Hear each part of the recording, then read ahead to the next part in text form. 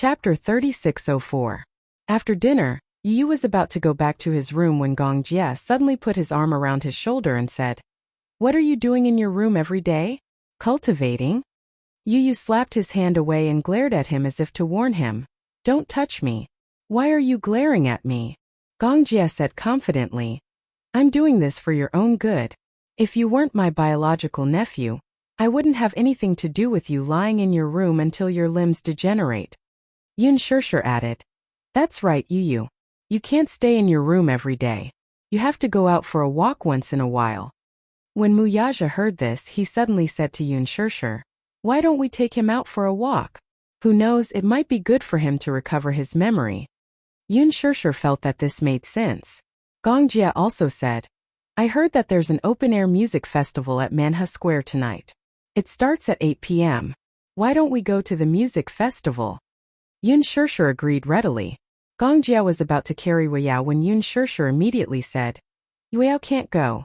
It's too noisy at an open-air music festival. Weiyao will cry." "Then what about Weiyao?" Although there was a nanny, Weiyao couldn't be left alone. No one was assured. Muyaja said matter-of-factly, "As his uncle, you should stay and take care of Weiyao." When Gong Jie heard this, he couldn't take it anymore. "No way. Why should I?" He hooked his arm around Muyaja's shoulder and said disdainfully, "Don't think I don't know what you're thinking. You must be thinking of using the music festival to communicate with Yu. No way, I want to go too. What's wrong with the three of us communicating? Hey, are you being xenophobic?" Gong Jie was not convinced and said, "I also want to communicate with my nephew." Muyaja said coldly, "Your surname is Gong, not Mu. You and I are not family." Gong Jie. Yun Shirshir added, "Xiao Jie, you can stay at home and take care of Weiyao." Muyaja continued, "Well, you don't like Weiyao very much. Now no one is fighting with you for a hug. Be good." After that, Muyaja picked up Yu and left with Yun Shirshir. Gong Jie was left standing alone in the living room, unable to express his bitterness. He didn't know if he should curse her or not. Was he being treated as a babysitter? Just as Gong Jie was about to explode, Weiyao suddenly walked to his side, squatted down, and secretly stuffed a toy into his trousers. "Ha ha ha." Weiyao let out a string of bell-like laughter. She grabbed his trousers and tugged. Gong Jie lowered his head and saw that she was having fun playing with his trousers. His eyes couldn't help but soften. He immediately squatted down and pulled her into his arms. "Weiyao, Uncle will accompany you at home, okay?" Weiyao suddenly raised her chubby little paw and slapped his face. Gong Jie's face darkened. He grabbed her little paw and said, "You're not allowed to hit Uncle's face." Weiyao slapped his face again. Gong Jie frowned unhappily. However, when he saw Yuyao's heartless smile, which made him want to dote on her, he suddenly gave in. He curved his lips and gently kissed her cheek. "Weiyao, be good. Daddy and Mommy don't want you, but Uncle wants you." Weiyao suddenly pinched his cheek and pulled it until it was deformed. She was amused by his distorted handsome face and couldn't stop laughing. It was only half an hour's drive from Manha Square. Chapter 3605. Yu let her hug him obediently. He looked out of the window. The passing scenery seemed familiar. Was this the place where he used to live? Especially when they passed by the park and the bridge across the river. Yun Shirshir saw that he was staring at the bridge and immediately said, "Yu, do you still remember? We used to set off fireworks here during the Lunar New Year." "Fireworks? Yeah." Yun Shirshir continued. "At that time you were fighting to set off fireworks. I didn't let you do it in the past, so you felt that it was a novelty and wanted to light your own fireworks. I was a little scared." Yu stared at the bridge curiously. Through the window he could see many people standing under the bridge, sitting on long benches or flying kites. The kites were luminous and many of them were bobbing in the wind. He couldn't help but be entranced by the sight. Muyaja steered the kite as he looked at Yu through the rearview mirror. His heart was filled with emotions. Yu had disappeared for a year, and everyone was thinking about him. Although no one gave up easily as time passed, the hope in their hearts gradually disappeared without a trace. However, no one dared to give up, because if they gave up, it would mean that in their hearts, Yu was really dead. At that time, The search became their motivation to persevere. When Yu really came back, Muyaja didn't show it on his face, but in fact he was ecstatic. His son was still alive. He had come back alive. However, as a father he had to maintain his composure. Hence he didn't show it on his face. However, his care and patience for Yu was no less than Yun Shishir's. Even if Yu didn't acknowledge him and didn't remember him, it didn't matter. Yu would always be Muyaja's son. This was a fact that even the heavens couldn't change. Many people gathered in Manha Square. The weather was perfect for the open-air music festival. There was no rain. Everyone gathered in the square. At a glance, the square was filled with people. Among the crowd, there were people constantly waving their light sticks, forming a sea of stars. There were too many people, probably in the tens of thousands. With so many people, it was too dangerous. If there was any commotion, a stampede could easily occur. Yun Shishir was a little worried. She had always had a lot of concerns. After all, women were more meticulous. Moreover, there were many reports on the news that said that in crowded places, if it wasn't a stampede, it was a crush or it was a fall and bruise. With so many people around, it was inevitable. Therefore, she hugged Yu even tighter. Why are there so many people? Yun Shishir muttered and looked around. They had arrived relatively early, but because they arrived early, the crowd had blocked the only exit. For a moment, they could not advance or retreat. People kept pushing and shoving, trying to get to the front, the closest place to the stage. There were too many people. If she had known that there would be so many people, Yun Shishir wouldn't have come. However, since she was already here, she might as well make the best of it. Yun Shishir hugged Yu. Even so, it was still difficult for Yu to see the stage. However, he wasn't interested. He didn't like places with too many people, and he didn't like places that were too noisy. It was irritating. It was tiring. Chapter 3606. Yun Shishir, however, said, "No, it's too dangerous. There are so many people squeezing around. If you accidentally fall, you might hit your head."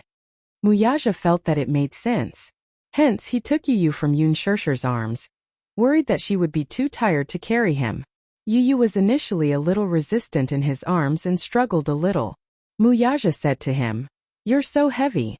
Mommy's arms will get tired if I carry you all the time. Let Daddy carry you for a while, okay?" When Yu heard this, he didn't show any signs of resistance. He just turned his face away and refused to look at him. Obviously, he didn't appreciate it. However, he didn't refuse or resist again. Muyaja was already satisfied. On the stage, the band went on stage one after another to perform the songs. The atmosphere was instantly ignited. Everyone waved the light sticks in their hands and immersed themselves in the moving music. Yu was tone-deaf and wasn't particularly interested in music. However, when the third song started playing, it was an English song that strangely captured his attention. "Imin her kanibada si my here. Can anyone see mekanini body help? Can anyone help me imin hiria prisoner fistorum here? A sinner of history. Candio heremical. Can you hear me yelling? Arguing to Jetmano, will you take me away immediately? I've been waiting for you to rescue me. You must come and save me. Imin herin calling out beautiful here. I'm shouting loudly, but no one can hear me. Can anybody help? Can anyone help me? I'm hysterical until I break down. I'm lost in the cage. Tell me there's still hope. Is there anyone outside listening?" This was an English song. The meaning of the lyrics was about a lost person, trapped in the sad memories of the past, waiting to be redeemed and saved. However, this song actually made Yu feel an indescribable sadness in his heart. He gently closed his eyes. In the darkness, he could vaguely see a cage in the darkness where there was no light. A child who looked exactly like him was holding on to the cage tightly and shouting something. But he couldn't hear anything. He couldn't hear anything at all.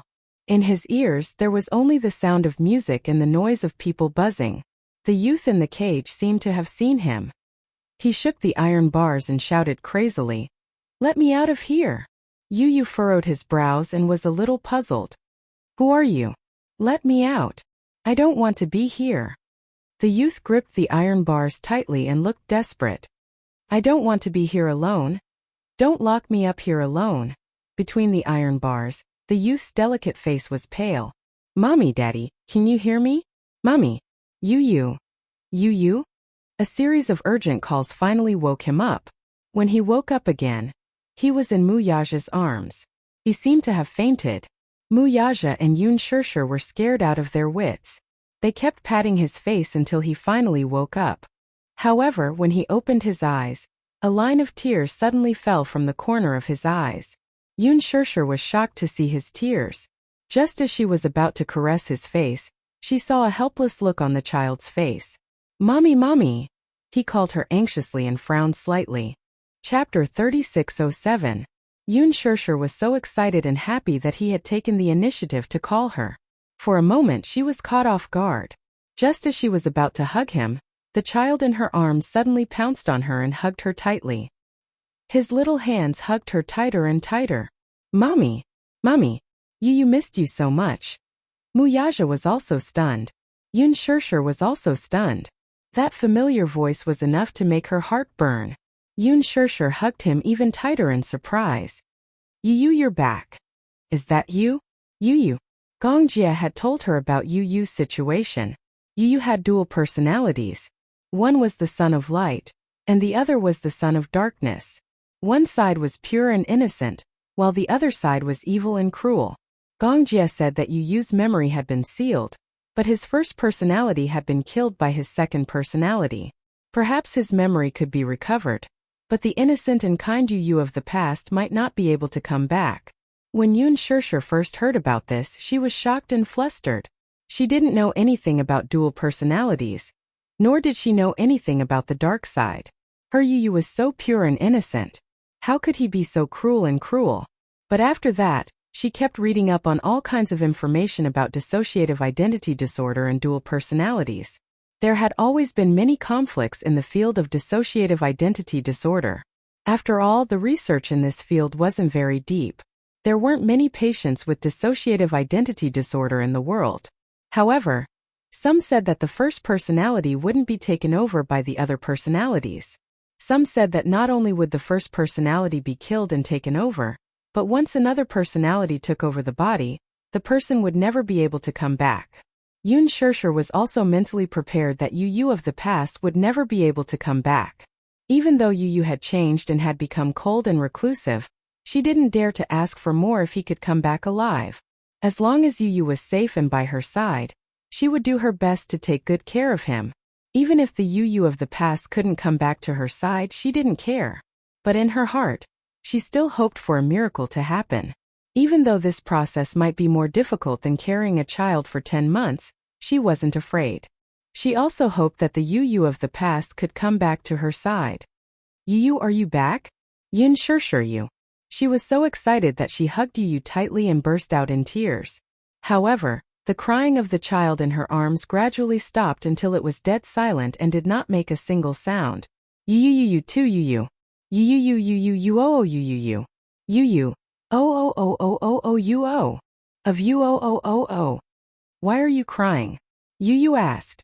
Suddenly, he frowned and touched the corners of his eyes with his fingers.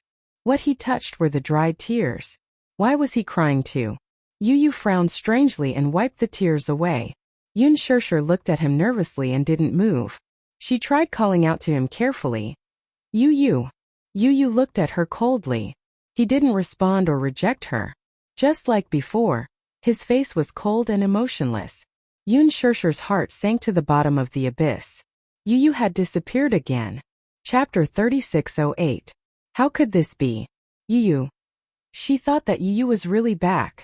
She really thought that the gentle Yu from the past was back. But in the blink of an eye, he resumed his cold demeanor. How could this be? Yun Shirshir said anxiously. Just now it was Yu. She cried to Muyaja, her heart aching. Just now I heard Yu calling me mommy.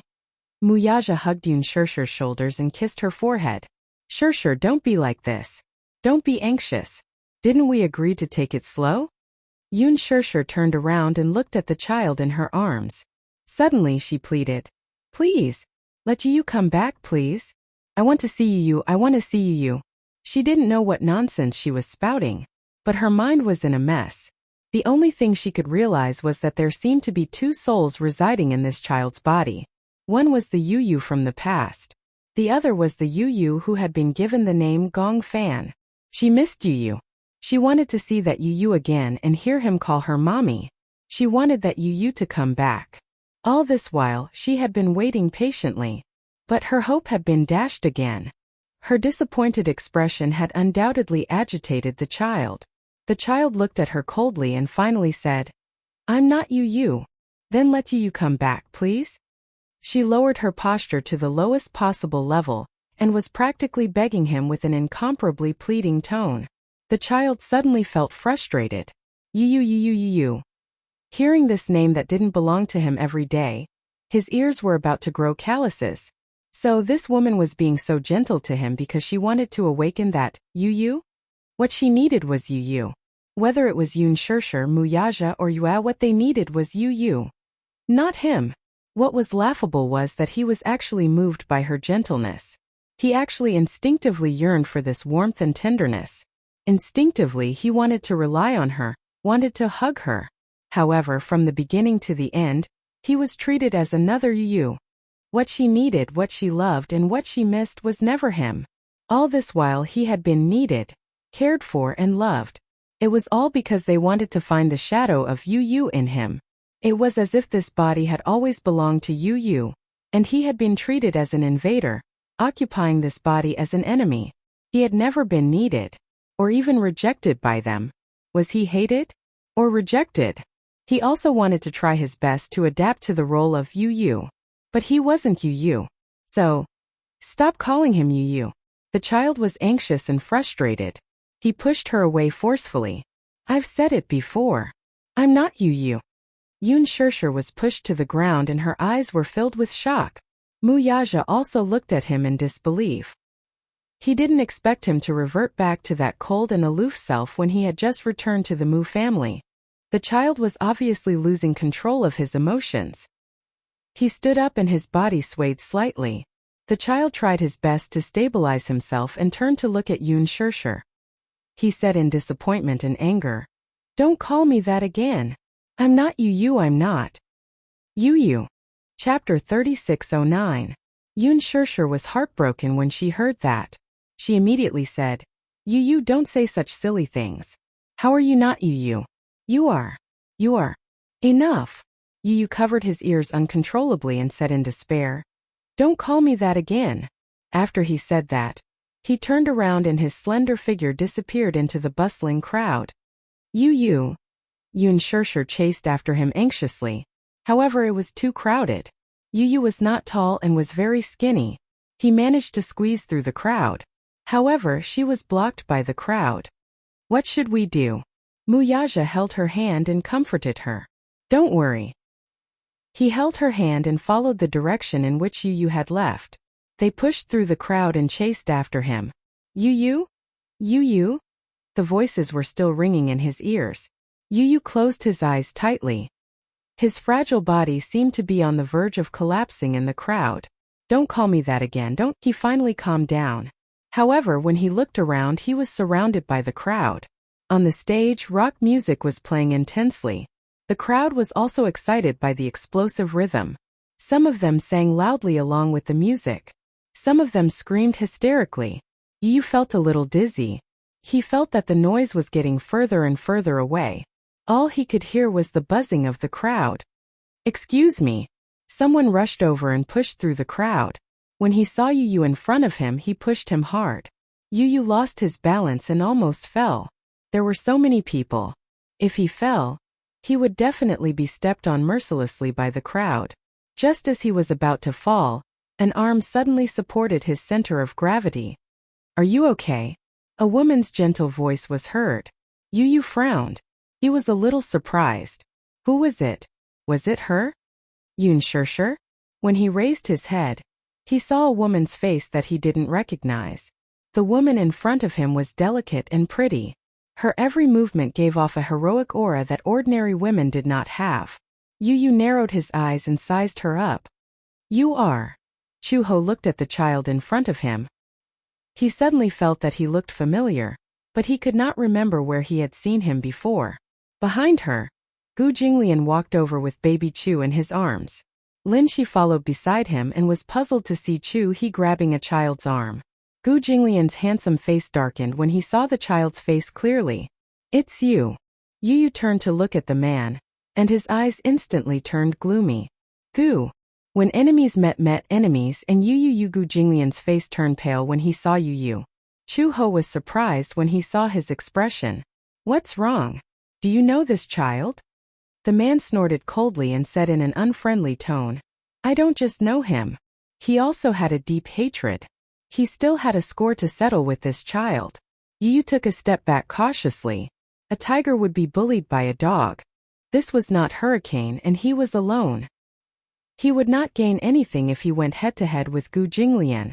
Just as he was about to leave, Gu Jinglian grabbed him by the collar and lifted him up. Why are you running? Chapter 36:10. He's just a child. You, child? Gu Jinglian sneered. He's not an ordinary child. He turned his head and fixed his gaze on Yu's face. His eyes were cold. He's from the Gong family. Gong Fan from the Hurricane group. He's not an ordinary child. Gong Fan. Hearing this name, Chu Ho's face also showed a surprised expression.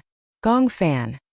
That was the child who had used her and Xiao Bao as a hostage to force Gu Jinglian to sign the agreement to cede Worth to him. How could he be so young? She looked so soft and squishy. She couldn't tell how vicious and merciless this child was. Yu was very calm. He narrowed his eyes and said calmly, Gu Jinglian, I dare you to touch me. Before he could finish speaking, Gu Jinglian flicked his finger hard on the man's forehead with a loud and crisp sound. Yu felt a concussion in his head and felt dizzy for a moment. He felt that his forehead was about to be shattered by this flick of his finger. Gu Jinglian said coldly, This is my territory in Beijing. You asked me if I dare to touch you. What do you think? Yu was not afraid at all. He raised his leg and kicked him in his weakest spot. This move was ruthless, but Gu Jinglian had expected it and dodged in time. This child was really ruthless. Was this kick going to end his lineage? Gu Jinglian would not let him off so easily. He kicked him in the butt. Yu, who had nowhere to hide, took the full brunt of the kick. He frowned in pain, but he did not show it on his face and maintained his composure. Gu Jinglian.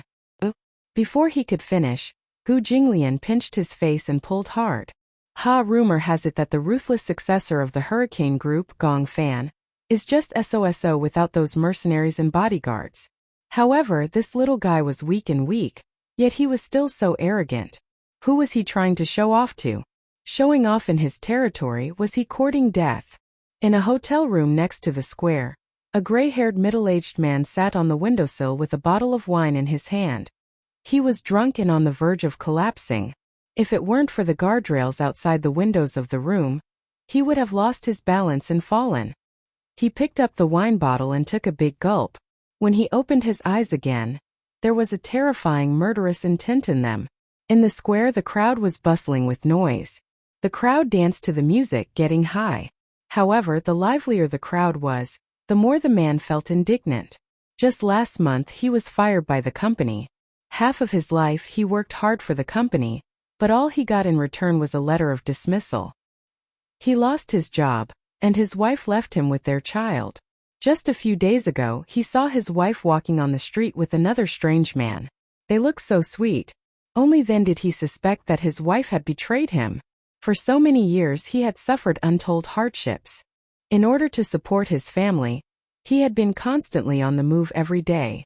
In order to support his family, he had almost exhausted all his energy.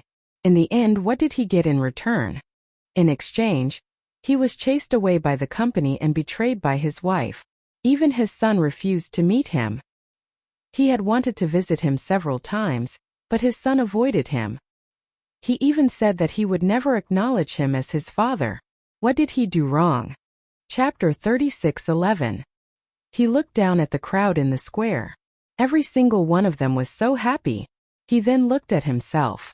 He was like an orphan who was abandoned by the world. Why did the world only give him endless despair when the others were so happy? The more he thought about it, the more he felt that it was unfair.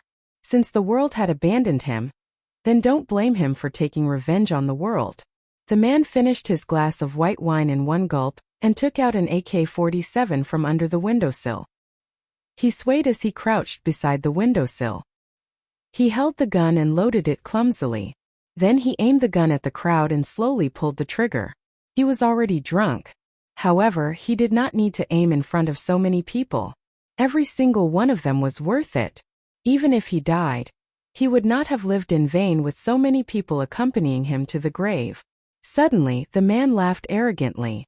Da-da-da-da. He pulled the trigger and fired wildly at the crowd. In the square, Gu Jinglian suddenly heard gunshots. He looked towards the direction of the sound. The square was too big and the music on the stage was still loud. Therefore, he could not tell where the gunshots came from. Gunshots? Why were there gunshots? He could not have heard wrongly. Those were gunshots. Chu Ho also heard the gunshots that were almost drowned out by the noise. Based on the sound, it should be an AK-47. Someone was shooting at the crowd. Some of the people in the square suddenly screamed in fear. However, these screams were drowned out by the cheering crowd. The singer on the stage still did not realize what was going on. He was still sweating profusely as he held the microphone and performed with all his might. Most of the people in the crowd did not realize that the Grim Reaper was quietly approaching. Therefore, everyone was immersed in the music. The sound manipulator also realized that something was wrong. He received a radio message saying that someone was shooting at the crowd and asked for the music to be stopped immediately. The sound manipulator immediately stopped the music. The staff went on stage and covered the singer as he left the stage. The music suddenly stopped. Da-da-da. Gunshots were heard not far away. It was very obvious. It's gunshots. What's going on? Ah, run. It's a terrorist attack. Someone is shooting at the crowd. Run. Some people were hit by bullets. Some bullets pierced through their heads, some pierced through their shoulders, and some pierced through their chests. For a moment, the huge square was shrouded in blood and darkness. Seeing that their companions were injured, many people were so frightened that they screamed and cried. Help! Someone's injured, call an ambulance. However, at this time most people were focused on running for their lives. How could they care about others? The crowd frantically rushed towards the exit. Many people who were shot and fell to the ground were once again trampled by the frenzied crowd. Some who were still breathing were directly trampled to death. Some were running for their lives while others were crying. For a moment the scene was chaotic and chaotic. Yu Yu's eyes flashed with astonishment when he heard the gunshot too. Someone opened fire? Chu Ho turned to look at Gu Jinglian. Get out of here. She immediately crouched down and carried Yu Yu. Gu Jinglian carried Xiao Bao and held Lin Qi's hand as they ran towards the exit of the square. Crouch down. Gu Jinglian ordered Chu Ho. Chapter 36:12. At this moment, Yu Yu suddenly thought of Yun Shirshir. She and Mu Yaja were still at the square. No, they were in danger. Yu Yu started to struggle. Let go of me. Gu Jinglian said angrily. Are you crazy? Do you want to die? Let go of me. Yu Yu said to Chu Ho. I want to go back. Chu Ho did not allow him to struggle and hugged him even tighter. It's too dangerous to go back. Quickly leave this place. Yu Yu said coldly. I don't need you to care about me. Let go of me. Let go. Impossible. Chu Ho had a strong sense of justice. No matter what, Yu Yu was just a child. She could not leave a child in such a dangerous place. Yu Yu grabbed her collar tightly. I said let go of me. You don't have to be responsible for my life or death. As he said that, he kicked Chu Ho hard. Chu Ho felt the pain and almost fell down. This was a rare opportunity. Yu Yu broke free from her grip and ran towards the crowd after regaining his senses. Chu Ho turned around in shock. She could not believe it. Usually, a child in this situation like Xiao Bao would have panicked and run away. He would be so scared that he would hide in an adult's arms and tremble in fear. Even someone as calm as Lin, she would obediently hold Gu Jinglian's hand and go with the flow. However, this child insisted on walking into the crowd. Did he not know that the gunman was lying in ambush in some corner and was shooting randomly at the crowd? The more people there were, the more dangerous it was. There was a possibility of being shot at any time. Moreover, bullets did not have eyes. No one knew how many bullets the shooter had in his hands. In such a big square, there were so many people. Everyone was a live target. It was obvious that this was a terrorist attack. There was no premeditated plan or target. It was purely for venting and revenge. Going back would be suicide. Gu Jinglian said coldly. Don't bother about him. No one could stop a person who wanted to die. When he returned to the crowd, Yu scanned the crowd with his eyes. However, his height was limited. Just maintaining the center of the crowd and not being knocked down by the people running away in a panic was already exhausting. He looked around anxiously as he avoided the crowd. Just as he was about to shout, "Mom!" his voice stopped abruptly. In his subjective consciousness, he was unwilling to be called this name. But now, if he didn't call them that, how would he find them and meet up with them? Where are they? Are they still in the square? No way. They must be looking for him everywhere. They must still be here. Yu couldn't care less anymore. She shouted at the top of her lungs. Mommy! Daddy! Where are you? He was like a small boat, desperately going against the flow of people, running towards the center of the square. Mommy! Daddy! He turned around and searched every face. Suddenly he saw a familiar figure. He rushed forward and grabbed the hem of that person's shirt. Mommy! The woman turned around, but her face was covered in blood. She pushed his hand away almost instantly and ran towards the exit, following the flow of people. It wasn't her. Then where could she be? Yu was even more flustered. He continued to go against the flow of people. Mommy! Mommy! Gradually his voice sounded like he was about to cry.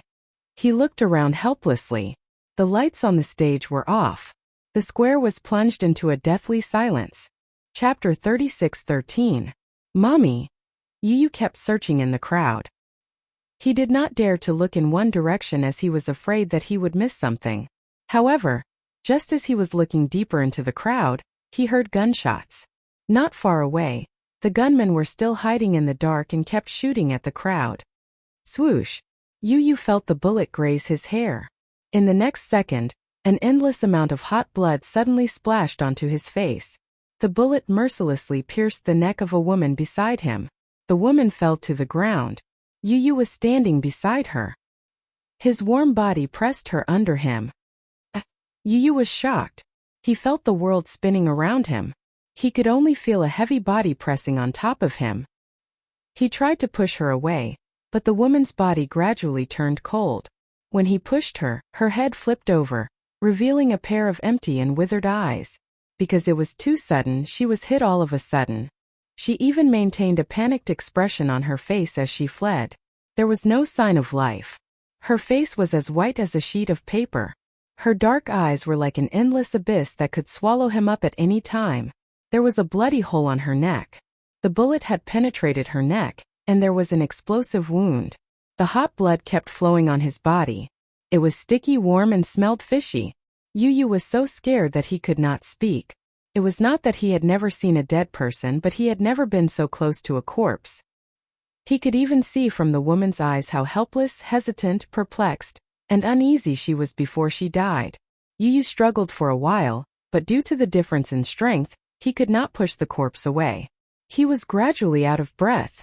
Mommy! He was extremely anxious. He was worried that Yun Shirshir and Muyaja would meet with mishap during this time. He did not know how long the shooting would last. He also did not know how many bullets the killer hiding in the dark had.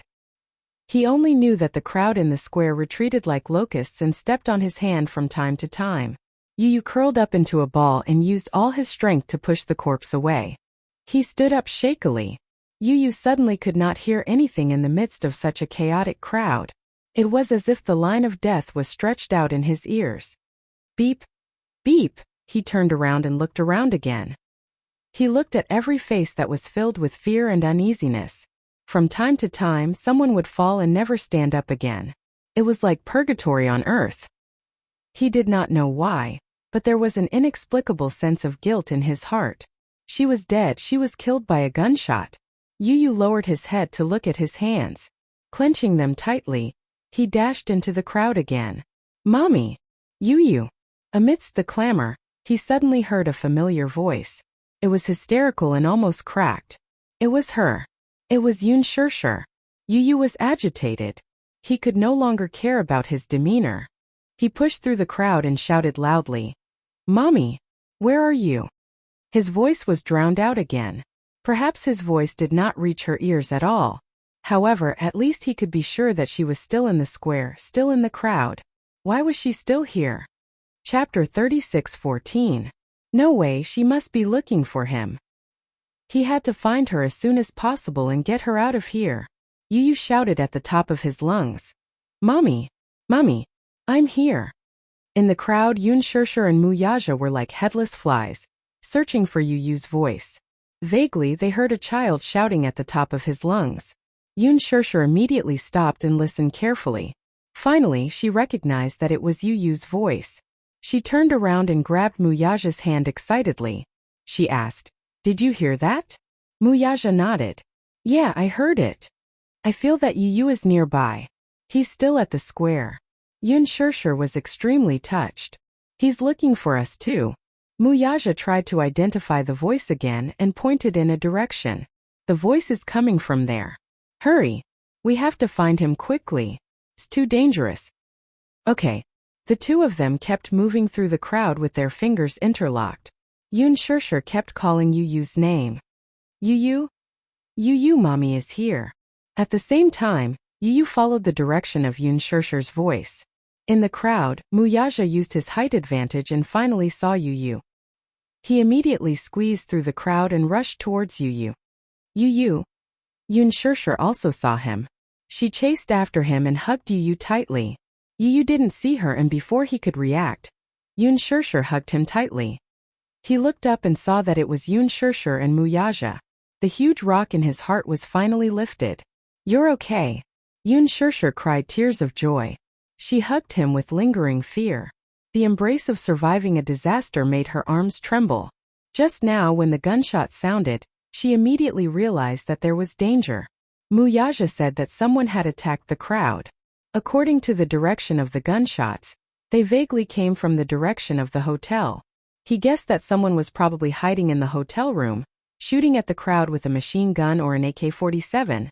Yun Shirshir and Muyaja were worried that something might have happened to Yu, so they kept looking in the direction where Yu had run. Along the way, Yun Shirshir was extremely worried. Now the scene was chaotic. The crowd was rushing toward the exit, and gunshots were constantly heard. Among the panicked crowd, people could be seen falling to the ground and being trampled on until they spat out blood. It was not hard to see that in the midst of the pushing and shoving, some people had fallen in front of the railing, and their shoulders had been pierced by the sharp railing. It was too scary. When Yun Shirshir thought that Yu might have been in such danger, she was anxious. Thank goodness. Thank God. Yu was fine. Yun Shirshir hugged Yu tightly. At this moment, gunshots were heard again. She screamed in fear and covered Yu as they lay on the ground. Muyaja also used his body to protect the mother and son. Looking around, he saw that the crowd was retreating. This meant that the density of the crowd was decreasing, and the possibility of them being exposed to the killers was increasing. They were in danger of being shot at any time. When the gunshots stopped, Muyaja held Yun Shirshir's arm and said, "We can't stay here for long. Let's go." As he said that, he helped the mother and son up and ran in the direction of the crowd. Chapter 36:15. He was very tall. Even if a bullet was fired at him, he would be the first to be hit. Yun Shirshir and Yu would definitely be safe. It was almost instinctive for him to want to protect them from harm. Yun Shirshir was in a panic and did not notice Muyaja's special position. Yu, on the other hand, was very sensitive and noticed it immediately. Muyaja was protecting them. Yu suddenly felt a strange feeling in her heart. Touched? Guilty? Mixed feelings. "Let's go this way." Muyaja pulled Yun Shirshir's arm while Yun Shirshir protected Yu. The three of them ran towards the crowd. The police sirens were heard. The police cars and ambulances were alerted and rushed over. On the other side of the square, there was a big crowd on the street facing the road. Everyone had scattered here and left the square. This was a temporary safe zone. Yu saw many people either kneeling on the ground or lying on the ground. They were hugging their heads and crying. Many of them were injured. Although the injuries were not fatal, they had lost a lot of blood. Some of them were out of danger and immediately called their family and friends to tell them that they were safe. Some of them were crying as they talked on the phone. They had not recovered from the shock of surviving a disaster. Some couples were hugging each other. Some were hugging their injured friends and crying in fear. Help! There are injured people here. Where's the doctor? Where's the nurse? Quick, save me. There were many children in the crowd. They were so frightened by this sudden incident that they started crying. The parents kept comforting and hugging them. Yoon Shirshir held Yu Yu's hand and ran all the way here. She was exhausted. After making sure that they had arrived safely, she was so frightened that she fell to the ground. She did not have the energy to say another word. Muyaja also knelt on the ground. Yu Yu looked at him and was shocked by the blood on his shoulder. Yu Yu stared straight at him. She pointed at his shoulder and said, Your shoulder is covered in blood. When Yoon Shirshir heard this, she turned around and looked at Muyaja. She was frightened by the blood-stained sleeve on his shoulder. She threw herself at him, looking helplessly at the blood-stained sleeve on his shoulder. She asked anxiously, What happened? I'm fine. Don't worry. I was probably grazed by a bullet. Earlier, when he was running all the way here, he didn't realize that he was injured. He only knew that he had to leave this dangerous area as soon as possible, so he didn't realize that he was injured. Yoon Shirshir did not know what to do. But Yu Yu was the first to run over. He gently pushed Yoon Shirshir away and said to Muyaja, Sit down. He was too tall. He couldn't move. Muyaja disagreed. Don't worry. Sit down. Muyaja had no choice but to sit down. Yu Yu pinched the ends of his sleeve and tore it open forcefully. He heaved a sigh of relief when he saw the wound. He thought that he had been hit by a bullet. He looked at the wound. It was only grazed by a bullet and there was a lot of blood. He cleaned the wound a little, tore a piece of cloth from his shirt, and simply bandaged the wound. He pressed on it to stop the bleeding. Yoon Shirshir was stunned. Yu Yu knew why she was surprised. He explained, I've learned some basic bandaging and bleeding control.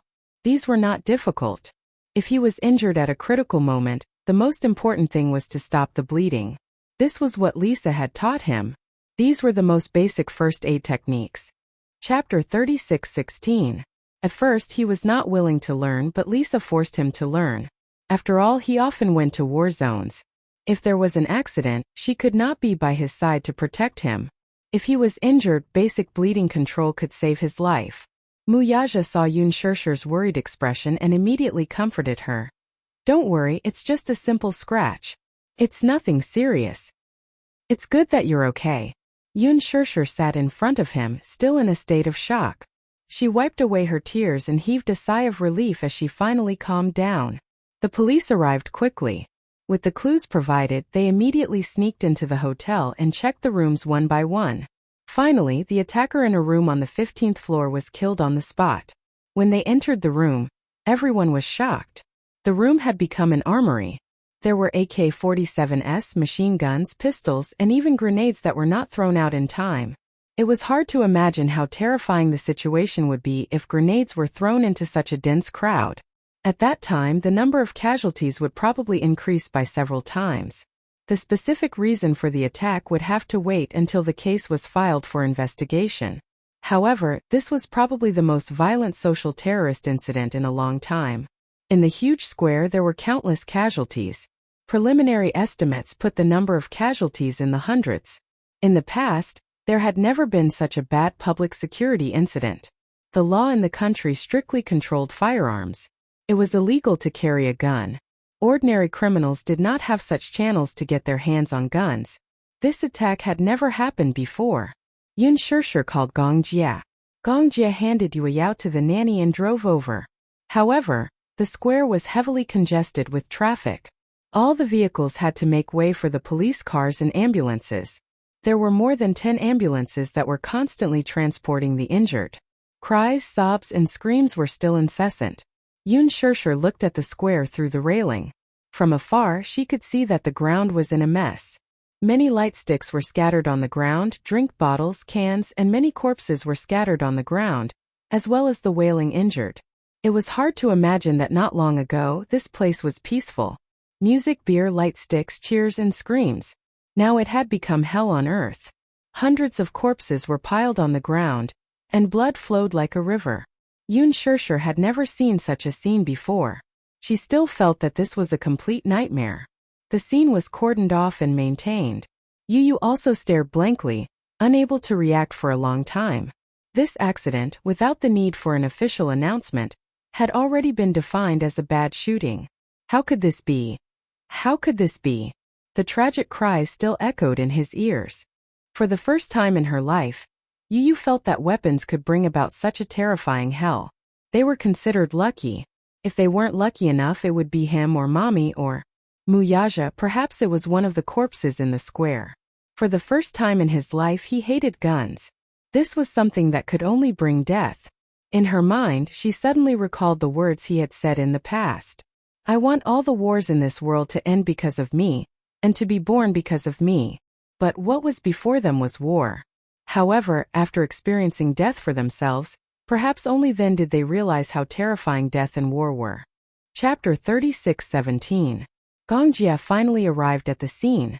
When Yoon Shirshir saw him, she walked over and said to Gongjie, Xiaojie, your brother-in-law is injured. Hurry up and send him to the hospital. What's going on?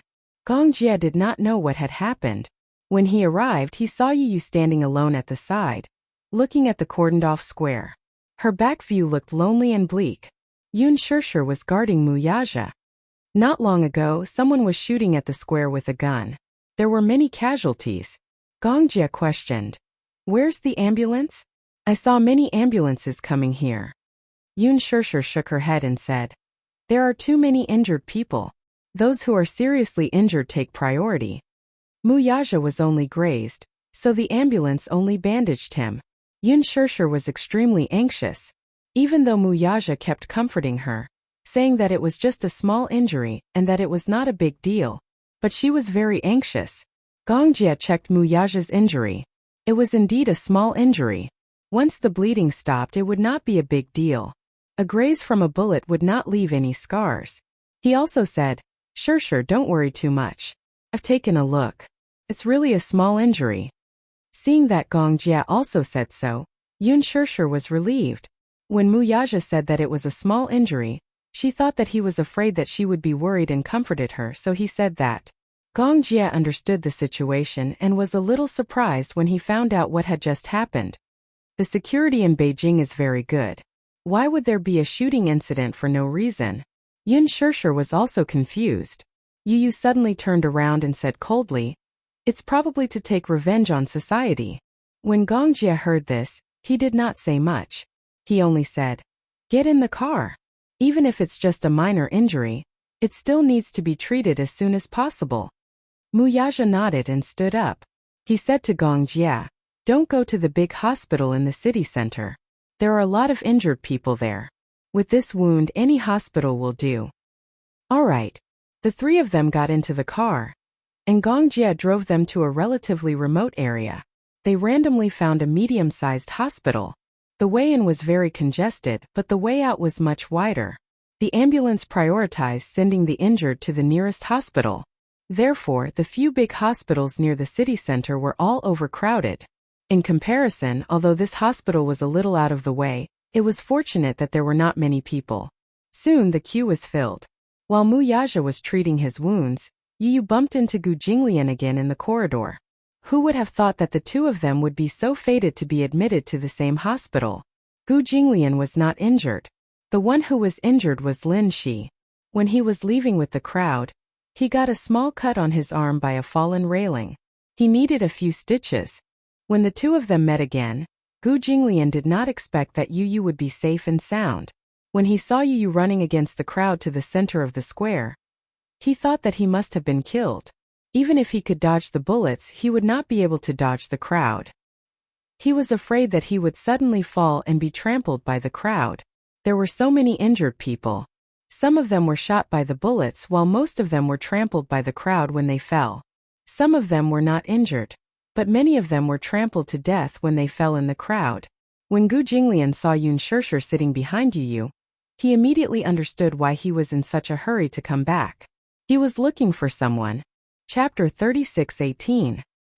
He did not expect the cold and heartless child to have such a soft side. Gu Jinglian was a little surprised. When Yu saw Gu Jinglian, he lowered his head and did not say anything. Gu Jinglian crossed his arms. Why don't you recognize me? When Yun Shirshir heard the voice, she looked up and saw Gu Jinglian. Her eyes widened in surprise. She recognized him. Gu Jinglian, the head of the Gu family in Beijing. He was also Gu Xingzi's elder brother. Why was he here? Yu suddenly stood up and walked in front of him.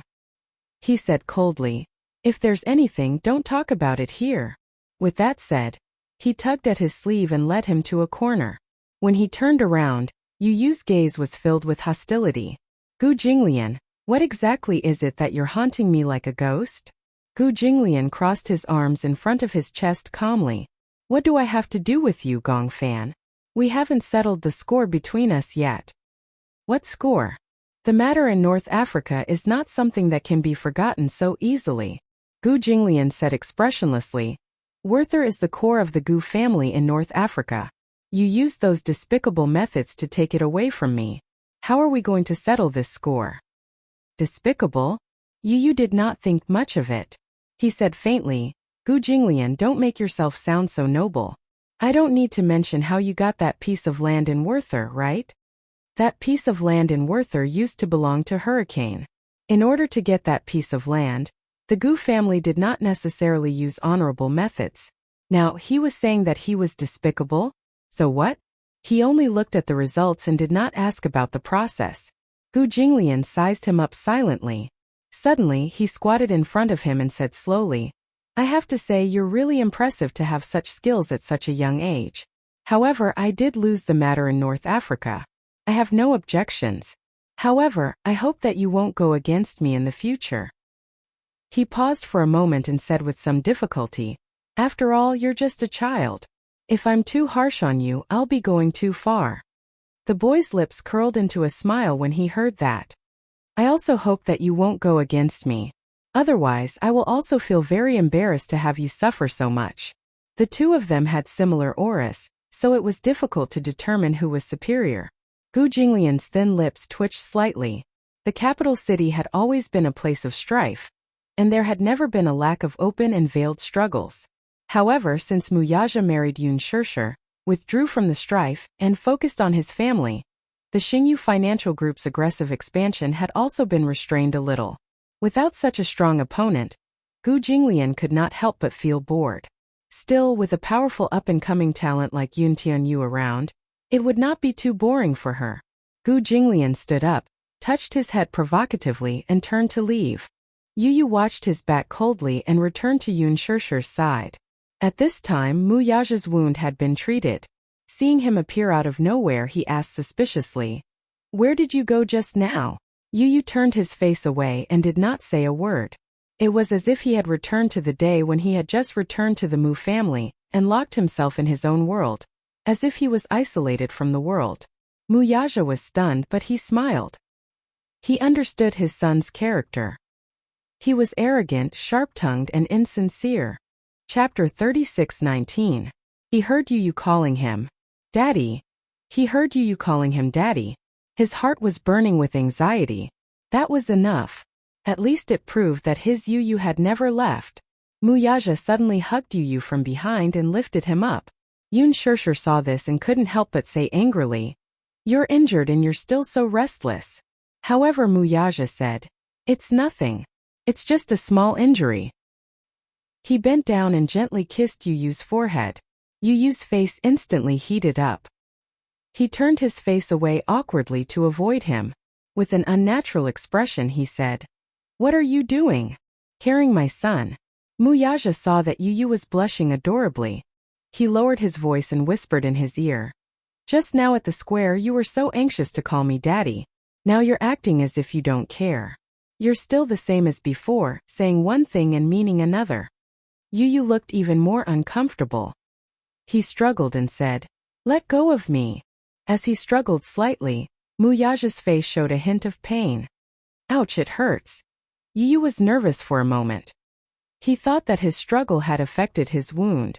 For a moment he didn't dare to move. Muyaja saw this and snickered in his heart. Beside him, Yun Shirshir and Gong Jie looked at each other and snickered in their hearts. This proved that Yu was still the same as before. Although he was awkward, he still knew how to care for others. On the island, the sea breeze danced. Muichin suddenly woke up from his nightmare. Outside the window, the sun was already shining brightly. It was a dream. He held his forehead with a headache. When he woke up just now, he had completely forgotten the contents of his dream. He only knew that in his dream, he seemed to be very sad and upset. He seemed to have dreamt of Yu. Half a month had passed since she swapped identities with Yu. However, he was still not used to everything on the island. Boredom, loneliness, solitude, desolation. Sometimes when Lisa was around, there was a companion. Although Lisa wasn't good with words and didn't like to talk, she didn't dare to start a conversation with Chen. She always acted indifferent. However, regardless of whether she liked to talk or not, at least she had someone to keep her company. When Lisa was not around, Chen had developed the ability to communicate with objects. Sometimes he would talk to himself while walking. Ask and answer questions to yourself. If he didn't do that, he wouldn't know how to prove that he was still alive. Apart from breathing, thinking, and talking, Chen felt like he was about to go crazy from boredom on this island. Lisa secretly gave him a tablet. With the tablet, when Chen was bored, he would play games on the tablet to pass the time. He downloaded a pet training game called Pet Manor. In the game, he could adopt pets, build a pet manor, raise pets, and even talk to them. After training, the pets could even understand his commands and respond accordingly. He had a French bulldog named Yu and a ragdoll cat named Lisa. One day, Chen held the tablet and talked to Yu. Lie down. On the screen, the cream-colored French bulldog lay down obediently. It stuck out its tongue and tilted its head to look at him. Chen rubbed its round head and barked again. Yu. The bulldog barked in joy. Woof. Chapter 36:20. The bulldog barked in joy. Woof. What's 1 plus 1? The bulldog hesitated for a few seconds and barked a few times. Chen continued. What's 3 plus 9 to 4 plus 15 to 80 plus 2? The bulldog was stunned and looked at him in confusion. Chen was amused and laughed out loud. Look, you don't even know how to add and subtract such simple numbers. You always say that I'm an idiot, but I think you're the idiot. Idiot Yu. The bulldog understood the word idiot and lay on the ground weakly, revealing an innocent and pitiful expression. The ragdoll cat, Lisa, walked past Yu gracefully and curled up into a ball in the cat bed. Chen said again, Lisa, come here. The ragdoll cat licked her paws and turned her head lazily to look at him. However, she seemed indifferent and ignored him. Chen said unhappily, Lisa, come here. Be good and listen to me. Only then did the ragdoll walk gracefully to the screen and sit beside Yu, with a noble and inviolable look on her face. Chen said, lie down. Meow. Lisa meowed lazily but did not move. In this game, cats were the hardest to tame. Cats were arrogant, cold, clingy, indifferent, affectionate, and distant. They were especially hard to tame. So far, Chen had only learned one trick. Scratch him. Upon hearing this, Lisa turned around and swiped her claws at Yu. She was shockingly fierce. Ha ha ha. Chen was amused by this scene and laughed until he was rocking back and forth. When he looked up, he saw the real Lisa's cold face. Chen was scared out of his wits. He froze and did not dare to move. Lisa put the tablet on the table and asked in a neutral tone, Is it fun? It's okay. He scratched his face. Yeah, it's just to pass the time. Is this game very fun? Chen said awkwardly. It's okay, I guess? Lisa glanced at him expressionlessly and her gaze fell on the screen. That noble ragdoll cat. At least he knew what was good for him. She was set to be a ragdoll cat. If she was set to be a dog, she would scratch him. Chen complained. It's so boring to be alone in the castle. There's no one to play with me. Are you still a 3-year-old child? Do you still need someone to play with you? Although I'm not a 3-year-old, I'm still a kid. Chen tugged at Lisa's sleeve and begged. Lisa, play with me, okay? Let's go pick up seashells and make wind chimes. Gong Xiaoying will be here tomorrow, Lisa suddenly said. Chen's expression froze. He stared at Lisa in astonishment and said suspiciously, Didn't you say that Gong Xiaoying usually doesn't come here? That's under normal circumstances. Lisa continued. You haven't left the island for a long time and there hasn't been any news from you. Of course Gong Xiaoying will come and check on you. You have to remember that no matter what, you can't give yourself away when Gong Xiaoying comes tomorrow. What will happen if I give myself away? Xiaoyichen thought to himself. This Gong Xiaoying is my grandfather after all. Even if I give myself away, he won't say that he will slit my neck with a knife, right? Lisa said. If my identity is exposed, I will die. Xiaoyichen was speechless. Chapter 36:21. Xiaoyichen was shocked. Would Lisa be in trouble if his identity was exposed? Gong Xiaoying was so cruel. It seemed like his grandfather was not cute at all. Xiaoyichen felt wronged and said, I'm innocent. I don't care. Lisa grabbed him by the collar and said coldly, So I'm warning you, if you expose yourself, I won't let you off. Then, how can I not expose myself? Xiaoyichen spread his hands and said, You and I talk like each other. How can he recognize us? It's fine if you don't talk, but once you do, you expose your IQ. After a pause, Lisa continued, How can a leader who founded the Hurricane Group be so stupid? Besides, do you think he doesn't know that your mommy gave birth to twins? Not only does he know, but he also knows the biggest difference between you and Yu. Yes, she admitted. Yu and Xiaoyichen really looked alike. However, this did not mean that they would not be exposed in front of a sly old fox like Gong Xiaoying. Xiaoyichen was curious and asked, What's the difference? Lisa said coldly, One is talkative, the other is quiet. He was caught off guard. Xiaoyichen felt wronged. He did not think that he was a talkative person. Why did everyone say that he was talkative? Anyway, when he comes, you should talk less, eat less, and make less facial expressions. Oh, Xiaoyichen did not understand. I can understand if you want me to talk less and make less facial expressions, but why should I eat less? Lisa said expressionlessly. Yu eats very little, he doesn't eat as much as you. Usually he only eats a few meals, but you ate 3 big bowls at once. It would be strange if he didn't suspect anything. Xiaoyichen felt that what she said made sense. All right. He won't be here for long anyway. Although he won't be here for long, you can't let your guard down. Understand? Xiaoyichen saluted and said lazily, Yes, sir. Isn't it just eating less, talking less, and making fewer expressions? I might as well lock myself in my room. Lisa raised her chin and said, In fact, Yu has always been like this. He rarely leaves his room, so when he comes you better stay in your room and don't go anywhere, okay? Got it. The next day, Xiaoyichen woke up early and ate 2 big bowls of rice before Gong Xiaoying arrived. However, by noon, Gong Xiaoying was still nowhere to be seen. Could it be that he wasn't coming? Xiaoyichen thought excitedly that it would be best if she didn't come. It would save him the trouble of pretending to be Yu. In the afternoon, while he was taking an afternoon nap, he vaguely heard the sound of the door closing. Then he heard Lisa and Alice's voices. Xiaoyichen turned over and squinted his eyes. Lisa, is he here? Master, young Master Fan is still taking an afternoon nap. Lisa didn't answer him immediately but said this instead. Xiaoyichen frowned and opened one of his eyes. However, he was surprised to see that the bed was surrounded by a crowd. He sat up in surprise, only to see Liza and Alice staring at him nervously and giving him meaningful looks. Xiaoyichen snapped out of his daze and glanced at the other side of the bed. He saw a man in his 50s standing in front of the window. He was wearing a suit and a military-style waistcoat. He was tall and handsome, but when he looked at him, his aura was intimidating. Chapter 36:22. He recognized that this man with a strong aura was Gong Xiaoying, his grandfather. Little Li Chen immediately retracted his expression and put on an extremely cold expression as he stared at him in a daze.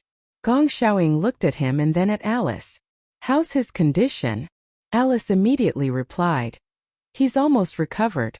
After a year of recuperation, the functions of his organs are basically the same as a healthy person's. Xiaoyichen lowered his head silently. His cold expression was no different from Yu's. Lisa's heart finally settled down. Gong Xiaoying came too suddenly. She had originally thought that something had happened at the last minute, so she cancelled her trip and wouldn't be coming. She didn't expect Gong Xiaoying to come so suddenly. She wasn't mentally prepared for it. Xiaoyichen was taking an afternoon nap, so Gong Xiaoying asked to see Xiaoyichen. She was worried that Xiaoyichen would be in a daze and wouldn't be able to react in time, so she told him that he was resting. However, Gong Xiaoying insisted on seeing him. She couldn't stop him, so she led him into the room uneasily. Fortunately, Xiaoyichen reacted quickly. Even though he had just woken up and was confused, he wasn't so muddle-headed that he would give himself away. Gong Xiaoying sat down on the side of the bed and said slowly, "Why didn't you call me?" Xiaoyichen looked up at him, but his mind skipped a beat. Lisa didn't mention how you usually address Gong Xiaoying. Old master? Or grandfather? Lisa hurriedly said. Young master Fan hasn't woken up yet. Gong Xiaoying laughed when he heard that. Even if he's still asleep, he can't have forgotten how to address me, right? Xiaoyichen's heart suddenly felt uneasy. In the Gong family, etiquette was very important. When a junior met a senior, they would greet them. This was etiquette. Gong Xiaoying valued etiquette. Even the arrogant Gong Jie would have to greet his elders respectfully when he returned to Gong Xiaoying. There was a clear distinction between seniority and inferiority. Xiaoyichen glanced at Lisa and noticed that she was clenching her fists nervously. For a moment he also felt uneasy. Outer. He called out tentatively while cautiously looking at Lisa to observe her expression. Seeing that Lisa did not express any strange attitude, he knew that calling him grandpa was the right thing to do. Grandfather, he called out in a low voice. Gong Xiaoying smiled in satisfaction. He patted his head and asked gently, "Are you still asleep?" Xiaoyichen lowered his head and nodded lightly.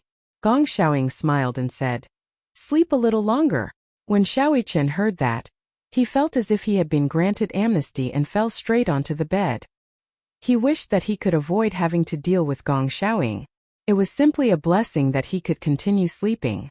This way he would not have to rack his brains to think of a way to not expose himself. Gong Xiaoying lowered his body and covered him with the blanket. Then he stood up and walked out of the room. Before Lisa left, she whispered in his ear, "Yu is very respectful to old master. You must not give yourself away." Okay. Lisa then left with a peace of mind. Xiaoyichen lay in bed until night time. When it was dinner time, he could no longer escape. Xiaoyichen then left the room and walked into the dining room. At that moment, everyone was seated at the table, including Gong Xiaoying. Chapter 36-23. However, he pretended to be calm as he walked to the table and sat down. He picked up his cutlery and buried his head in his food. Gong Xiaoying suddenly put down his cutlery and asked, "Some time ago, you took over Werther's piece of land. I didn't expect you to be able to take it back from Gu Jinglian. You're not simple." Xiaoyichen was stunned but didn't say anything. Gong Xiaoying continued, "The factories on that piece of land will probably all be leveled soon. When do you plan to carry out the experiment that you came up with?" Xiaoyichen was speechless. Experiment? What was an experiment? What was Werther? Gong Xiaoying said a bunch of terms that he didn't understand. This? How could he possibly answer this? How was he supposed to answer? Didn't they say that it would be fine as long as he ate less, spoke less, and made fewer expressions? How was he supposed to answer such a difficult question? Xiaoyichen looked up blankly and looked at Lisa. However, he saw that she was holding her forehead and looked like she was having a headache. She also didn't expect that Gong Xiaoying would come this time to discuss the issue of the North African experimental base with her. Xiaoyichen was speechless as he cut a piece of steak. He took a bite and swallowed it with difficulty. Seeing that Gong Xiaoying was staring at him, he elegantly wiped his mouth with a wet towel and said calmly, "I don't have any leads yet." Gong Xiaoying was speechless. Lisa was speechless. Alice choked on her dry red wine. Gong Xiaoying said suspiciously, "You were the one who suggested this experimental base. How can you say that you don't have any leads?" Xiaoyichen's expression didn't change, but his back kept breaking out in cold sweat. Alice was worried that the matter would be exposed and quickly poked her head with her finger. When Xiaoyichen saw this, he instantly realized that Alice must be hinting at something. But what did she mean by poking her head? Xiaoyichen also poked his own head and suddenly said, "Is there something wrong with your head?" Alice raised her head in shock and stared at him in horror. Lisa's eyes were wide open. She did not expect Xiao Qin's comprehension ability to be so terrible. Gong Xiaoying was also stunned. What? What did he mean by there was something wrong with his brain? Alice face-bombed, looking like she was having a headache. When Xiao Qin saw this, he finally understood what she meant. He held his forehead and pretended to have a headache. Lisa immediately stood up and pretended to be worried as she walked over to his side and held his shoulder. Young Master Fan, does your head hurt again? It hurts. Xiao Qin pretended to be patient and took a deep breath. My head hurts. Lisa immediately looked at Alice worriedly. The latter also reacted. Is it a reaction to the drug? Gong Xiaoying looked at them suspiciously. Headache. Alice explained. Some drugs will have a backlash effect and some strong side effects. It will stimulate the central nervous system of the brain and cause headaches. She was talking nonsense with a straight face, but Gong Xiaoying actually believed her. Alice and Lisa immediately helped Xiao Qin up the stairs. When they were halfway up the stairs, Alice could not wait to take him away. She almost carried him away. When they reached the room, Alice asked her assistant to stand guard outside the door, while she and Lisa dragged Xiao Qin into the room. Xiao Qin turned around and said, Didn't I tell you not to talk so much? He asked me such a complicated question. How am I supposed to answer him? Lisa also had a headache and said, Master is probably here because of the North African experimental base. North African? Experimental base? Experimental base? Chapter 36-24. Xiao Qin suddenly felt a headache coming on. I don't even know what the experimental base he's talking about is. Lisa explained. Not long ago, Yu bought a piece of land in North Africa. He wanted to make use of the favorable environment there to develop an electromagnetic experimental base. Alice suddenly interrupted her. Lisa, he's been here for so long. Don't tell me you haven't even told him about something as important as the Heavenly Eye Project? Lisa didn't know what to say for a moment. Xiao Qin was even more confused. What's the Heavenly Eye Project? Alice sat down and immediately began to educate him. The Heavenly Eye Project is a concept proposed by Yu. Through the research and development of quantum technology, they will create a Skynet that can cover the entire world's information network. Through this Skynet, missiles can be intercepted at any time, and any missile launch can be interrupted. In other words, if the Heavenly Eye Project is successfully developed, Hurricane Group will become the overlord of the world. Xiao Qin was stunned. Alice was simple and precise. In short, if the Heavenly Eye Project is successfully developed, it can create and stop all wars. Xiao Qin finally understood. So, if this project is successfully developed, Hurricane Group will completely control the world. Lisa and Alice looked at each other with gratification. They nodded and said in unison, You can say that. Alice in particular did not understand. Xiao Qin and Yu were twins. They were both born in the same womb. But why was Yu so crazy and Xiao Qin so stupid? One proposed the idea of the Heavenly Eye Project, while the other had to explain what the Heavenly Eye Project was for a long time before he could understand it. She really wondered what their genetic makeup was like. Xiao Qin said, This question is too complicated. If he asks this again, I'll definitely give myself away. Even though he knew if Gong Xiaoying really asked him about the Heavenly Eye Project, he still wouldn't know a thing. What should we do? Lisa and Alice sighed. Alice, did Master say that he'll be on the island for a few days? Alice shook her head. That means you don't know when he'll leave? Xiao Qin said impatiently. Even if our identities are exposed, it doesn't matter. Yu doesn't belong to him. Why is he controlling Yu and using him to monopolize the world's rules? He's our grandfather, how can he use Yu like this? If of course Mommy Asufs would be sad. Before this, he had always thought that Gong Xiaoying had erased Yu's memory and kept him in the Gong family because he loved Yu and missed Yun Shirshir. That was why he wanted to keep him by his side. But now, it seemed that Gong Xiaoying's intentions were not that simple. Could it be that he wanted to use Yu to achieve his position as the king of Hurricane? That was too selfish. How painful was Yu? How painful was Mommy? How painful was Daddy? Could it be that the feelings of so many people were not as important as his ambition? Could it be that his hatred for the Mu family was so deep that he couldn't let go of it? Chapter 36-25. Lisa pulled him back nervously and warned, "Keep your voice down. What if old master hears you?" Xiaoqian couldn't hide the gloom in his eyes. He stared at Lisa and said word by word, "So what if he hears you? If your identity is exposed, you will also be in trouble. Why? Why should you and my fate be in his hands? I admit that Hurricane Group is very powerful, but Gong Xiaoying can't be so arrogant as to cover the sky with one hand, right?" Xiaoqian said in a low voice, "In any case, I won't acknowledge this grandpa, and I won't call him that again." Lisa and Alice looked at each other with gloomy expressions. "Xiaoqian, calm down." Muichen turned around expressionlessly with a frosty expression on his face.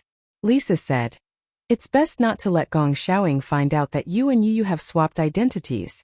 He didn't keep Yu by his side purely to make use of him. Besides dealing with Shengyu." Before she could finish speaking, Xiaoqian suddenly interrupted her. "What did you say?" Lisa knew that she had spilled the beans and immediately shut her mouth tightly. Xiaoqian's eyes were bloodshot. He grabbed Lisa's collar and asked coldly, "Deal with Shengyu? Tell me, what other motives does Gong Xiaoying have? He used Yu to design the Heavenly Eye plan, and he actually wants to use Yu to deal with Shengyu." Alice immediately stopped Xiaoqian and pulled the two of them apart. "Both of you calm down." "How can I calm down?" Xiaoqian said sternly. "My biological grandfather is using my brother to deal with my father. How can I calm down?" Alice took a deep breath and sighed. Because he always thought that it was the Mu family who took everything away from him. Therefore, he did everything he could to destroy the Mu family and Shengyu. If Yu were still in Hurricane Group, the next step of the plan would have been to focus fire on Shengyu. Muichen cried out, "Is he crazy? What benefits does he get from doing this? If Mommy finds out, she won't forgive him at all. When the time comes, if Shengyu declares bankruptcy and the Mu family, even if the Mu and Shengyu's mommies, I will still be by Daddy's side." He paused for a moment before continuing. "Even if the Mu family has nothing left, be it Mommy, me or Yu, we won't leave the Mu family. We won't go anywhere." Bang! The Huashengyu, the loud noise startled the three people in the room. Lisa and Alice were stunned. They turned their heads and saw a tall figure outside the open door. It was incomparably clear in their eyes. Xiaoqian turned around expressionlessly and saw Gong Xiaoying slowly striding in. Behind him, a row of tall guards followed closely behind him like stars surrounding the moon. Gong Xiaoying walked in and glanced at Xiaoqian with his eagle eyes. He said coldly, "What a good not going anywhere. It looks like your family of 4 is really loving." "You're wrong. It's not a family of 4, it's a family of 5. Gong Xiaoying was surprised when he heard this. "What?" Chapter 36-26. Gong Xiaoying's pupils constricted, but he soon broke into a smile. He calmed down and sized up Xiaoqian. His words were sharp. "You are Muichen?" Muichen did not reply to him. He only glared at him coldly, clearly regarding him as an enemy. His eyes were full of hostility. Gong Xiaoying's eyes narrowed slightly. "Why is he here? Where's Gong Fan? Didn't I ask you to guard him?" Right from the start, he was acutely aware of the differences between Xiaoqian and Yu. Even though Xiaoqian was deliberately imitating Yu, be it his expression, tone, or style of doing things, it was hard not to leave traces behind. Xiaoqian was Xiaoqian. Yu was Yu. Both of them were unique, and no one could imitate them. Gong Xiaoying discovered the clues at one glance. At the dining table, he deliberately probed Xiaoqian, who was caught off guard, and finally gave himself away. He was shocked, but he did not show it on his face. It was only when Xiaoqian went upstairs that he followed him in puzzlement. Separated by a door, he could vaguely guess the whole story. The two children had been swapped. Yu was no longer on this island, and the person in front of him was not Yu but Muichen. Gong Xiaoying did not expect things to turn out this way. He was extremely shocked. Xiaoqian said expressionlessly, "Yu has a name. He's called Yunton Yu, not Gong Fan. Yu doesn't care about the lousy name you gave him. The real Yu will only recognize the name Mommy gave him."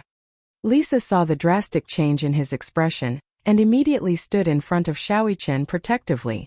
she said nervously. Master, I'm sorry. Did they switch? Gong Xiaoying raised his hand and ruthlessly slapped him across the face. Lisa was slapped in the face. Her body shook violently, but she did not fall down. She clenched her fists, raised her head and said through gritted teeth, Master, I'm sorry. But, Gong Xiaoying bellowed. No buts. Pa. It was another vicious slap to the face. Lisa finally lost her balance and fell to the ground. She covered her burning cheeks, but immediately stood up.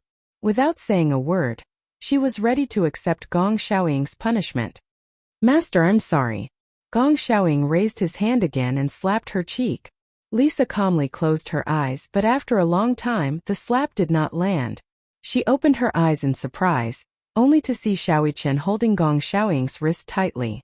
Gong Xiaoying was so strong, but under his grip, he did not move an inch. You're not allowed to hit her, Xiaoyichen said coldly. This has nothing to do with her, it's my idea. Gong Xiaoying sized him up coldly. Oh, your idea? He did not believe that this child was smart enough to come up with such a plan to switch identities. Gong Xiaoying's bewildered gaze landed on Alice, and the latter took a step back in shock. Gong Xiaoying's sinister gaze was like an eagle's beak, making one tremble in fear.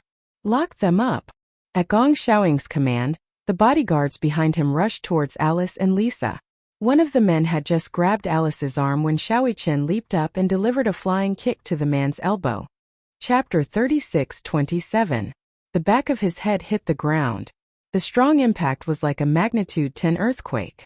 No matter how iron-blooded a man was, he couldn't bear such intense pain and cried out in pain. Xiaoyichen kicked him a few meters away and shouted, Who dares to touch them? Whose hand did I break? Gong Xiaoying snorted. You think you can go against Hurricane? You're overestimating yourself. Xiaoyichen laughed coldly. Yes, I'm overestimating myself. Indeed, I'm just a child. I can't do anything to Hurricane. But... He laughed evilly. Will you kill me? In other words, unless you kill me, I won't let you touch the people I want to protect. Gong Xiaoying was stunned. He didn't expect a child to ask such a question and have such willpower. His words were a threat, a provocation, contempt, and disdain.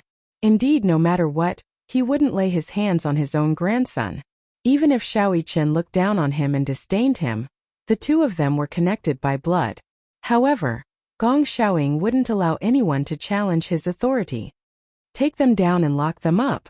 Just as Gong Xiaoying finished speaking, more than 10 mercenaries behind him rushed forward and surrounded Alice and Lisa. He didn't believe that Xiaoyichen could defeat so many of his men. Xiaoyichen looked coldly at Gong Xiaoying and stood in front of Lisa to protect her. Lisa immediately pushed him away forcefully. Don't worry about me. I didn't fulfill my responsibility. This is the punishment I deserve. I'll take responsibility for my own actions. I was the one who swapped you. Even if I was wrong, it's my fault. It has nothing to do with you. You. Lisa stared at him in disbelief. She lowered her voice and questioned him. Xiaoyichen, what are you thinking? Do you really want to make him your enemy? Xiaoyichen said expressionlessly. From the moment he used you, he was already my enemy. I don't want to acknowledge him as my grandfather anymore. No matter what, he can forget about using you to destroy the Mu family. Lisa, you have to remember that he's not your master. Yu is. Have you forgotten? Your Gongjia is Yu's personal bodyguard. Only Yu has the right to decide your life and death. No one else. When Lisa heard this, she didn't know why, but her heart suddenly trembled. This man is my enemy and Yu's enemy. Since he's Yu's enemy, he's also your enemy. What right do you have to listen to him? If it were me, I wouldn't listen to him obediently. Gong Xiaoying finally couldn't take it anymore. Grandfather and grandson had turned against each other. He had never thought that his biological grandson would make him his enemy. His heart ached. It was hard to imagine that things would turn out this way. Instantly, he flew into a rage out of humiliation and said bitterly, Take him down too. Lock him up. The mercenaries pounced on Xiaoyichen. Before he could react, Lisa, who was behind him, pushed him away. She reached out and gripped the man's hand tightly. With a sudden twist, she broke the man's elbow. The mercenaries surrounded them from all directions. Lisa and Xiaoyichen stood back to back as they dealt with the incoming mercenaries and bodyguards. Their teamwork was flawless. Chapter 36-28. Gong Xiaoying did not expect a child's ability to be so terrifying. Xiaoyichen and Lisa had their backs to each other in tacit understanding. Facing the enemies coming at them from all directions, they threw punches, hooked kicks, and sent flying kicks. Their coordination was amazing and flawless. An adult weighing more than 100 kilograms was sent flying by Xiaoyichen, who was not even 10 years old. He was sent flying. What kind of terrifying leg strength did he have to be able to send an adult flying so far with just one kick? Gong Xiaoying retreated half a step in shock. At that moment he saw Xiaoyichen grab a man by the collar and throw him harshly against a cabinet. With a loud thud, the cabinet fell to the ground. Under Lisa's cover, Xiaoyichen rushed to Gong Xiaoying and grabbed him by the collar. He coldly ordered, "Prepare a boat for me. I want to leave this place." "Don't even think of leaving unless you return Gong Fan." Muichen sneered. "I don't know who Gong Fan is. I only have a younger brother, and his name is Yun Tianyu. Unless you kill me." Gong Xiaoying arrogantly raised his chin and enunciated each word clearly. "Otherwise, don't even think of leaving this place." Muichen narrowed his eyes. At this moment, countless armed mercenaries rushed over from behind. There were hundreds of bodyguards stationed on the castle. When they saw this scene, they thought that it was Muichen who had kidnapped Gong Xiaoying. They were so shocked that they immediately raised their guns and aimed at Muichen. Lisa saw this and rushed over to protect Muichen. "Don't shoot. This is Master's grandson. Don't shoot." The mercenaries did not put away their guns though. They only listened to Gong Xiaoying's orders. Therefore, they did not listen to anyone else's words. Gong Xiaoying was very calm and coldly ordered, "Put away your guns."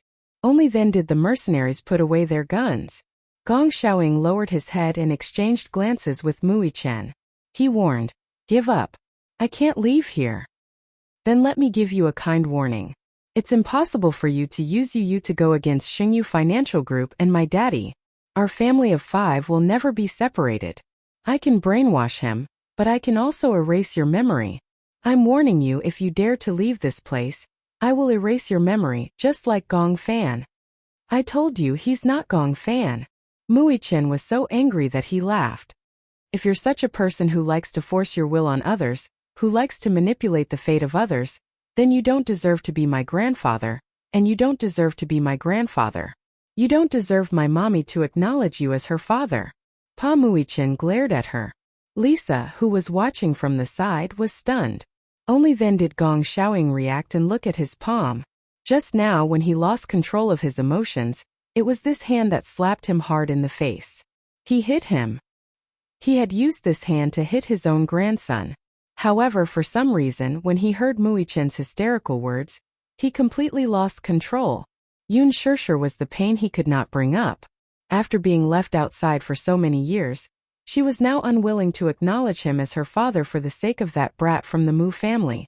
What he couldn't understand was why things had escalated to the point where he had become enemies with his own grandson. He had never thought that the situation would come to this. How did it come to this? "You're my grandson." Chapter 36-29. "Now I want to leave this place. Whoever dares to stop me, don't blame me for being rude." As Muichen spoke, he walked towards the door. Everyone was armed to the teeth and on high alert. They all raised their guns and were ready to fight. Lisa saw this and was worried. She immediately followed Muichen out of the door. "Lisa." Gong Xiaoying turned around angrily and said coldly, "Even you want to betray me?" Lisa's back stiffened, but she did not dare to turn around and look into his eyes. He turned around and said coldly, "Fine. Then I'll warn all of you. Unless I'm dead, none of you will be leaving this place." Muichen stopped in his tracks but did not turn around. He raised his chin. Although his voice was not loud, it was powerful. "Unless you kill me, no one will be able to stop me." He had inherited Muyaja's arrogance. That small back view made Gong Xiaoying feel as though he was looking at Muyaja. He was completely enraged and clenched his fists tightly. Both of them were equally insufferably arrogant. One big and one small, They formed two terrifying energy fields. Muichen had only taken a few steps when he suddenly felt a strange piercing pain in his back. He turned around in shock and saw a mercenary pointing a gun at him. He touched the place where the pain was coming from and felt a sticky trace of semen. What is this? Muichen pursed his lips and looked coldly at Gong Xiaoying. He saw disappointment and indifference in his eyes. His heart had turned completely cold. However, he was not afraid at all. Even if he died, he wanted to leave this place. Muichen's body swayed. He turned around and walked towards the door again. Gong Xiaoying was so stunned that he almost suffocated. Even so, this child did not beg him for anything. Where was he going? Did he really think that he could leave this isolated island just by walking out of this door? Even if he died, he wanted to return to that man's side. Muichen's body swayed slightly as though he was about to fall. He struggled to hold onto the wall and slowly walked towards the door. A strong sense of dizziness engulfed him. His forehead was covered with cold sweat, and he looked like he would faint in the next second. Gong Xiaoying looked at his stubborn expression and felt both pain and disappointment. Shoot! No! Lisa was so shocked that her eyes widened.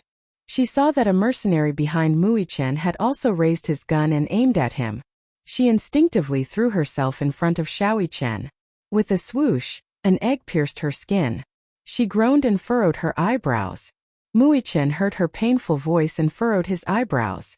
Before he could turn around, he blacked out and knelt on the ground. He wanted to stand up, but Lisa fell into his arms. Lisa Li. Muichen's gaze froze and he also fell to the ground. In the night, a pair of frightened eyes suddenly opened. Yu sat up from the bed in shock. He instinctively held onto his abdomen where there was still a faint stinging pain. It was so painful, as though he had been shot by a bullet. He dreamt that he was imprisoned in a cage and desperately wanted to escape. However, he was surrounded by countless black shadows. Soon after, he felt that he had been shot many times and woke up from his dream. When he woke up, his back was covered in cold sweat. Chapter 36:30. What was going on? Why would he have such a dream? Yu held his forehead. His temples were throbbing and his veins were popping as if they were about to explode. What's going on? Yu tapped his temples in pain. When he got up, he heard a clear cry coming from next door. Boo-hoo. Boo-hoo. It was Yuyao's voice. Yu got out of bed and opened the door. Yuyao's room was next door. He walked in and turned on the lights. He saw a pair of small hands clutching the crib and her little legs kicking in aggrievedly. He walked to the bedside nervously and saw Yuyao crying so hard that her face was red and her eyelashes were stained with tears. Yu bent down slightly and carried her in his arms, lifting her up gently. Now that he had learned how to carry a child, he could carry Yuyao comfortably. Surprisingly, when he carried Yuyao stopped crying. She widened her eyes curiously. The corners of her eyes were filled with tears. When she blinked her eyes gently, the tears started to flow. However, just as the tears started to flow, Yuyao opened her mouth and revealed two snow-white front teeth as she laughed. She laughed so happily that she reached out her little hand that was covered with her saliva and touched his face. Yu frowned and pushed her hand away in disdain. He muttered, "Don't touch my face with your dirty hands." He patted her little hand and Yuyao retracted her hand in pain. She pursed her lips pitifully and looked like she was about to cry. Boo-hoo! She curled her little hand and stared at him innocently. She looked like she wanted to say something. However, she had not learned how to speak yet and could only babble out a few clumsy words. Brother! Hug! Yuyao carefully reached out her chubby little hands and opened them, asking for a hug. Brother, hug me! Yu was stunned. He looked at Yuyao and then looked at her fingers that were covered in saliva. He frowned. Even though he was disgusted, he still held her wrist and held her little hand. Yuyao tried to scratch his face. Her wet saliva was all over his face. At this moment, Yuyao finally stopped crying. She grinned as she grabbed his face. She couldn't bear to let go of it. Yuyao smiled even more happily. Yu touched her face. Suddenly, he heard Yun Shirshir's voice from behind him. Why are you awake to wake up? He turned around and saw Yun Shirshir standing at the door. Her expression was gentle. Yu was a little embarrassed and wanted to put Yuyao down. However, Yu Yao clung to his clothes like a clingy kitten, unwilling to leave him. Yun Shishir was a little surprised. She said with some surprise, Yu Yao likes to stick to you so much? She doesn't like to be hugged. Yu was stunned. Oh, is that so? Yeah. You don't remember. When she was young, she would kick her legs and cry if anyone hugged her for too long. You and I were the only ones who were closest to her. I didn't expect that after you left for more than a year, she would still like to stick to you. When Yu heard this, he didn't know why, but he felt a surge of warmth in his heart. She's hungry. Yun Shishir walked over and said to him, carry her. I'll warm up the milk for her. Yu didn't say much. He only responded softly, okay. Chapter 36-31. Yu lowered his head and looked at Yu Yao in his arms. His gaze softened. Call me big brother. Yu pinched her fleshy paw. Her soft touch made him feel an inexplicable sense of tenderness. However, she didn't do it when he asked her to. As though she didn't understand what he said, she tilted her head and blinked her clear eyes. She stared at Yu with a confused expression. Didn't you call me big brother just now? Yu shook her little hand and said, call me big brother again. Yu Yao babbled as she clutched his face. Her gaze suddenly landed on his chest. She opened her mouth wide, revealing her pink and tender gums. Suddenly, she opened her mouth wide and bit down on his shirt. Ah! Yu's face turned pale. He told her stiffly, I don't have any milk for you. However, Yu Yao didn't understand him. Her little hands clawed at his shirt and her little mouth bit his shirt. Her saliva stained his shirt. When Yun Shishir came in, she saw Yu standing helplessly by the crib. Yu Yao was biting his shirt as though she was drinking milk. Yu Yao had been weaned for a long time and had been breastfeeding with powdered milk ever since. Seeing this scene, Yun Shishir didn't know whether to laugh or cry. She immediately walked over and put the milk bottle aside. She took Yu Yao from Yu's arms and hugged Yu Yao. She coaxed her. Are you hungry? As she coaxed her, she reached out to grab the milk bottle. However, Yu had already taken the milk bottle and carefully placed it against Yu Yao's mouth. Yu Yao sucked on the pacifier and smacked it with relish. Sizzle! Yu Yao held the milk bottle with her little hands and drank it with relish. Yu stayed by her side quietly. However, he didn't look at Yu Yao. Instead, he looked at Yun Shishir in a daze. Many complex emotions flashed across his eyes. However, Yun Shishir didn't seem to notice that he was staring at her. She said to herself, when you were young, you were much more obedient than your sister. Sometimes when you were hungry in the middle of the night, you didn't cry. You slept until dawn without waking mommy up. When mommy woke up and ran to the crib in a panic, she saw you holding your fingers and nibbling on them with relish. At that time, I thought that you must have been worried about mommy's tiredness, so you didn't want to wake her. The boy was a little surprised. Were you still working back then? Yes. Until you were weaned. That time Until you were weaned at that time at. What about Daddy? Just as he blurted out, he realized that he had called him Daddy. His face turned red instantly. He turned his head awkwardly and didn't want to look at her. Yun Shishir smiled when she heard this. She immediately said, at that time your daddy wasn't by our side. Did you know? In the past there was no daddy or brother. There was only you and me. We depended on each other. Although life wasn't as good as it is now, mommy was really happy with you.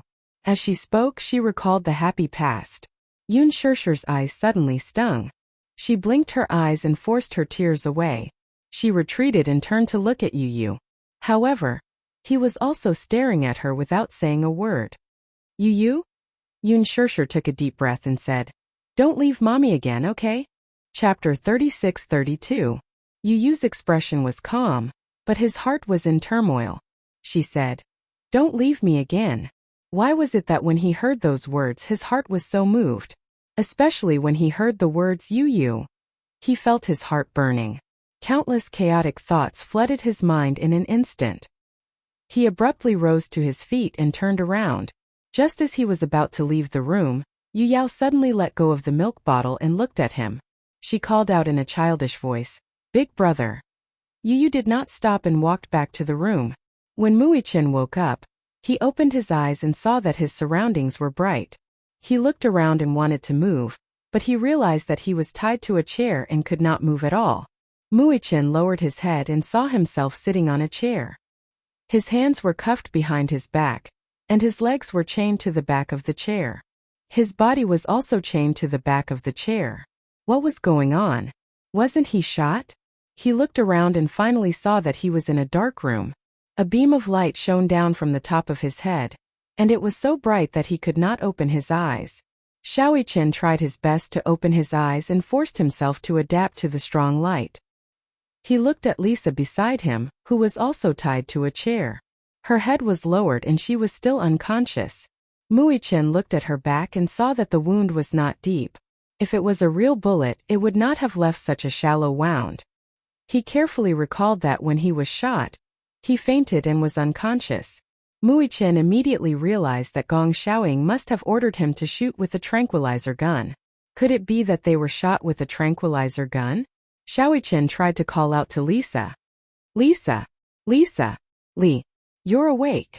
A heavy voice suddenly interrupted his train of thought. Muichin spun his head around in shock, only to see Gong Xiaoying standing in front of him and judging him from above. When he saw Gong Xiaoying, anger appeared in his eyes. He struggled and shouted, "What did you do to Lisa?" Gong Xiaoying said coldly, "Don't worry, she's not dead." When Muichin heard that, he asked suspiciously, "You used a tranquilizer gun? Huh, you even know about tranquilizer guns. You're not simple." Gong Xiaoying pulled a chair over and sat down.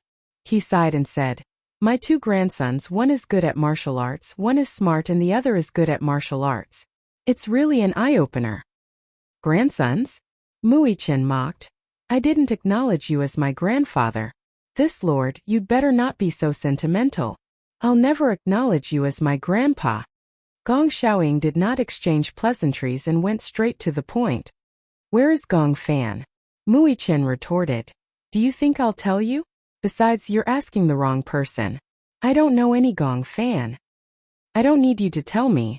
Since you've swapped identities, Gong Fan must be in the Mu family now." Muichin snorted coldly, but he was a little flustered. Gong Xiaoying looked at him calmly. When he saw that he did not look at him, he said helplessly, "You're my grandson and I'm your grandfather. No matter how you deny it, it's a fact that can't be changed. You don't have to be so cold to me. It won't do you any good." Chapter 36-33. Muichin was a prideful person. After all, he was Mu Yaja's son and had inherited Mu Yaja's arrogance. However, in front of Yun Shirshir, Yu Yu and Mu Yaja, he had always been a warm boy. However, in front of outsiders he was a miniature version of Mu Yaja. How could he bow down to Gong Xiaoying? Whether it was threats or coercion, Xiaoyichen would never give in to him. When Gong Xiaoying heard this, the muscles on his face twitched and he was furious. He finally lost control of his emotions and stood up. Glaring at Xiaoyichen, he said, "I'm not threatening you. I'm not trying to scare you. If I can erase Yu's memory, I can erase yours too." It would have been better if he hadn't mentioned this. When he did, Xiaoyichen shouted at him furiously, "You're the one who erased Yu's memory. Just based on this, don't expect me to acknowledge you. Gong Xiaoying, in the past, I respected you because you were Mommy's biological father and my grandfather. Whether you admit it or not, I respected you. However, it doesn't mean that you can bully others. What right do you have to erase Yu's memory? What right do you have? Don't you love Mommy the most? If you love Mommy, why would you do something that would make her sad?" Gong Xiaoying was stunned and looked at him in surprise. He had expected this child to be angry, but he didn't expect him to be so calm even though he was angry. He was too calm. Gong Xiaoying said coldly, "Aren't you worried that if I erased Yu's memory, I can erase yours too?" "You can't erase it," Xiaoyichen said expressionlessly. "Even if you want to erase it, you can't erase mine." "Heh, where does your confidence come from?" Gong Xiaoying scoffed. "Memories that can't be erased. I'd like to see what kind of memory Alice can't erase." "No, don't." At the side, Lisa struggled to raise her head. She opened her eyes and said weakly, "Don't." She was still under the effects of the anesthetic. As a result, he stuttered when he spoke, and his reactions were also extremely slow.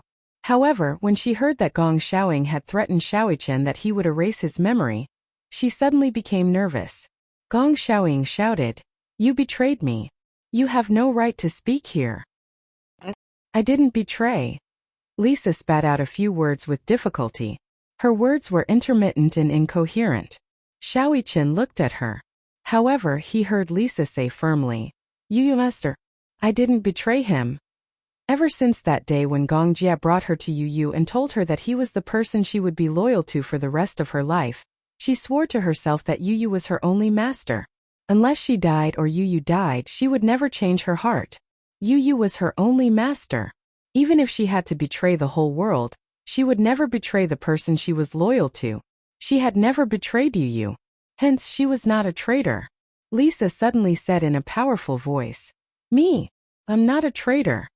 Xiaoyichen was stunned. After a short moment of shock, he smiled. "Lisa." It wasn't that he wasn't moved. He was touched by Lisa's sincerity.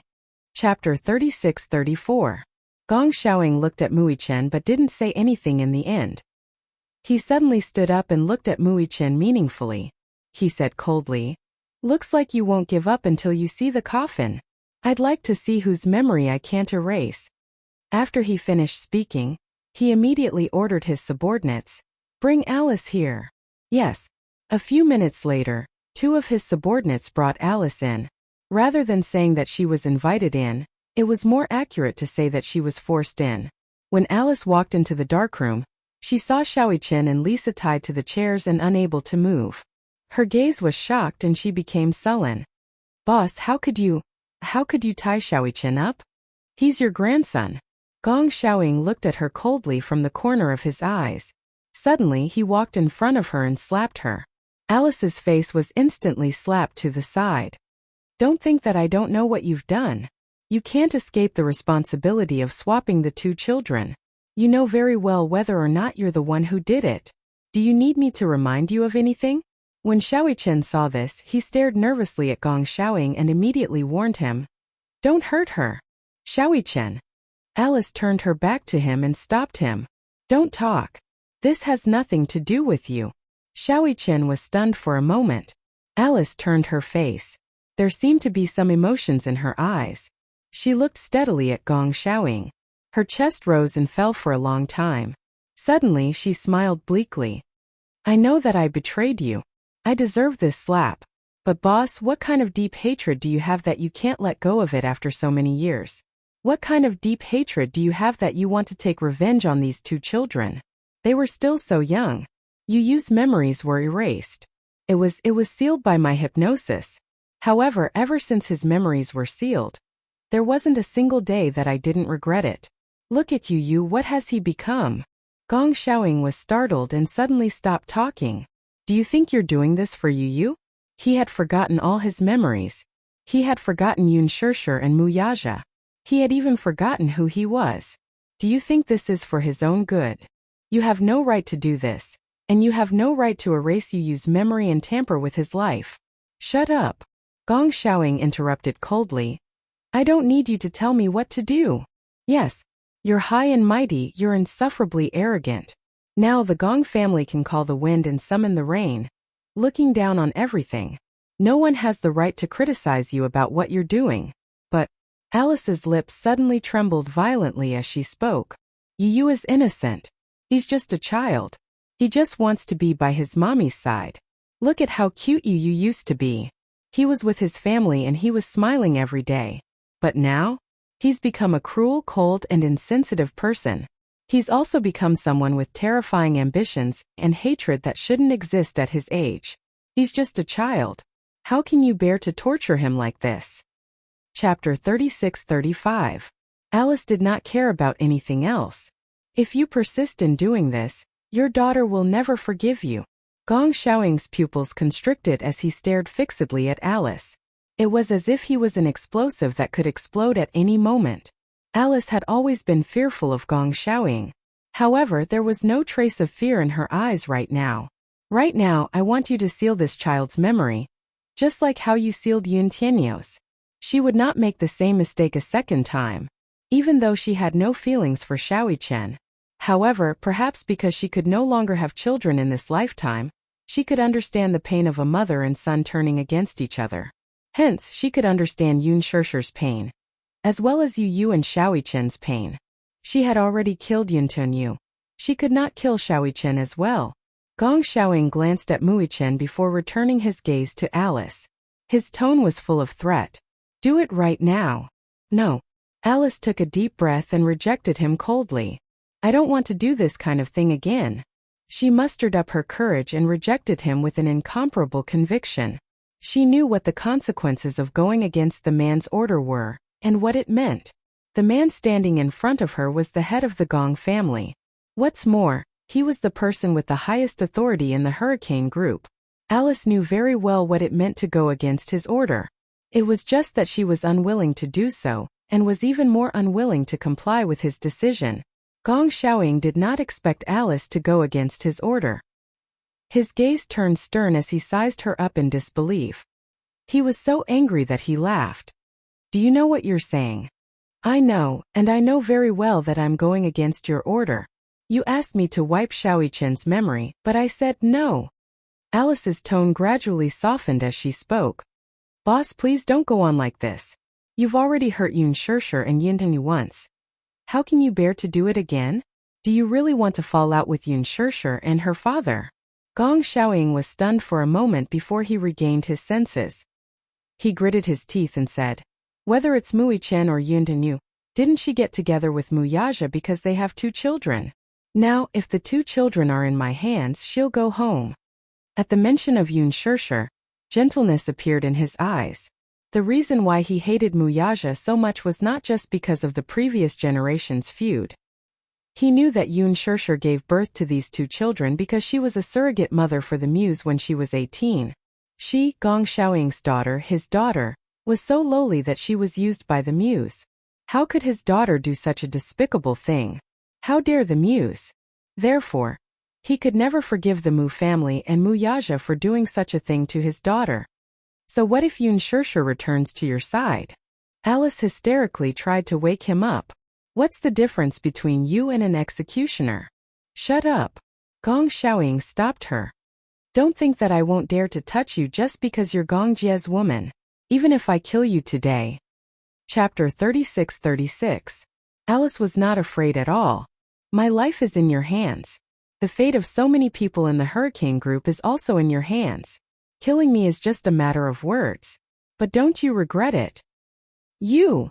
Gong Xiaoying raised his hand high, but Alice just stared at him without retreating. However, his hand did not fall for a long time. Do you think you're the only one who knows hypnotism? Gong Xiaoying's hand fell slowly, but he laughed coldly. Do you think I can't do it without you? Alice was stunned. Gong Xiaoying turned around and said in a low voice, Come in. As soon as his voice fell, he saw the door slowly open, and a man wearing a white cloak slowly walked in. The man was very young and very thin. He was wearing a cloak, but it seemed empty. His face was buried under the brim of the hat, and the shadow covered his eyes. But it was not difficult to see that this man's features were exquisite. It was just that this exquisiteness was mixed with some elements of gender. There was a gloomy and cold aura around him, like a poisonous snake, beautiful but deadly. It had nothing to do with gender. This kind of beauty could make people hold their breath and focus. He was holding a crystal ball in his hand. However, this crystal ball looked a little special. Inside the transparent glass, there was a ball of purple fog swirling and rolling. Muichen's heart skipped a beat when he raised his head and saw the man. He did not know why, but this man had an especially dangerous aura. As the man walked in, he took off his hat. His face was exposed to the air. It was feminine but beautiful. When Alice saw him, she sucked in a breath of cold air. Master, Senior. Back then, she had studied hypnotism under a master hypnotist. There were only a few students under the master's name. Hypnotism also required talent. There were not many people who had this kind of talent. It could be said that it was 1 in a million. As for this man, he was one of her senior martial brothers. His hypnotism skills were above hers. How could it be her? The man glanced at her and acted as if she didn't exist. He walked to Gong Xiaoying and nodded slightly in greeting. Unless he was hypnotized, He was usually very quiet and did not speak much. However, as soon as he spoke, the first sentence he said was enough to bewitch the mind of the person who was being hypnotized. His voice seemed to have a unique magic power.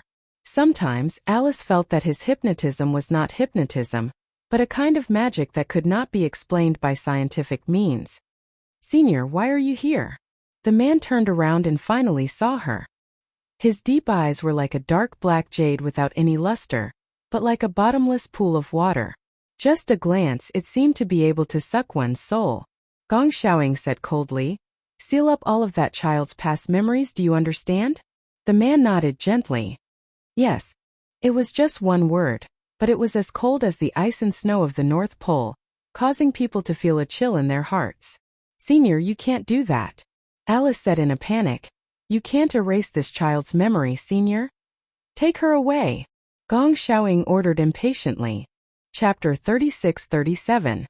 The man in the white robe walked slowly to Xiaoyichen and squatted down gracefully. His dark eyes scanned every inch of Xiaoyichen's features and his thin lips slowly curved into a cold smile. Just by looking into his eyes, Xiaoyichen felt as if his body was frozen and he couldn't move. At the side, Lisa saw this and started to struggle. The man glanced at her from the corner of his eyes but didn't take her seriously.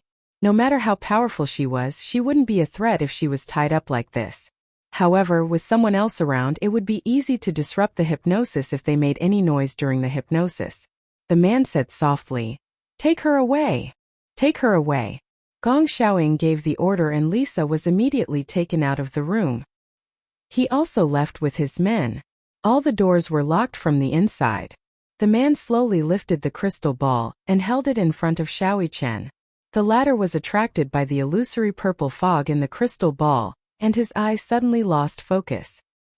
He felt as if he was about to enter the man's world. He immediately pinched his palms and forced himself to wake up. Xiaoyichen shook his head forcefully and turned his face away from the man. If he didn't look at him, he wouldn't be hypnotized. The man smiled faintly. He had hypnotized countless people, but most of them were unwilling to do so. "Who do you want to see the most now?" The man gently placed his hand on the surface of the crystal ball and caressed it. He said casually, "Is it her?" When Xiaoyichen heard this, he couldn't help but be attracted by the man's words. He turned his head and looked at the crystal ball. However, he saw that the fog in the crystal ball gradually transformed and reflected Yun Shishi's gentle smile. "Mommy! Mommy!" Xiaoyichen was completely shocked. He could actually see Yun Shishi's face in the crystal ball. The man observed his expression and asked faintly, "Who is she?" Xiaoyichen looked at him and bit his lip hard, but he didn't say anything. Cold sweat, drop by drop, continuously slid down from his forehead and flowed into the gaps between his lips. It was extremely bitter. "Oh, that's not her?" The man stroked the surface of the crystal ball again. Xiaoyichen stared intently at the crystal ball. The fog continued to transform, and a tender but adorable face was reflected in the crystal ball. "Yueyao? Yueyao?" Xiaoyichen suddenly became agitated. He struggled, but the more he struggled, the tighter his hands were tied. "What are you trying to do?" he questioned angrily. The man smiled and held the crystal ball in front of him. In the crystal ball, that tender and cute face slowly came to life. Yueyao opened her eyes wide and stretched out her hands towards him. "Brother hug. Yueyao. Is she the one you want to see?" The man stroked the crystal ball again, and the fog transformed into Yuyu's face again. However, Yuyu's eyes were cold, as if she was a stranger. Yuyu? Yuyu, who was reflected in the fog, suddenly opened her mouth and spoke. "Muichen, don't come back." Her voice was cold, but every word was cruel and heartless. Xiaoyichen was stunned. He frowned and couldn't believe that Yuyu had said those words. "Why?" He smiled bitterly and said to Yuyu, "Why don't you come back? 'Cause no one needs you." Chapter 36-38. He didn't know why, but no matter how tough the environment was or how hopeless the situation was, Xiaoyichen's heart was about to break when he heard Yuyu's words. "You don't need me." "That's right." Yuyu echoed in the crystal ball. "No one needs you." Xiaoyichen's pupils gradually lost focus. He stared at the crystal ball numbly. A line of tears slowly flowed down from his left eye. One tear followed by another. In an instant, his face was covered with tears. The man looked at him as if he had been hypnotized. He smirked coldly. "It's not like that."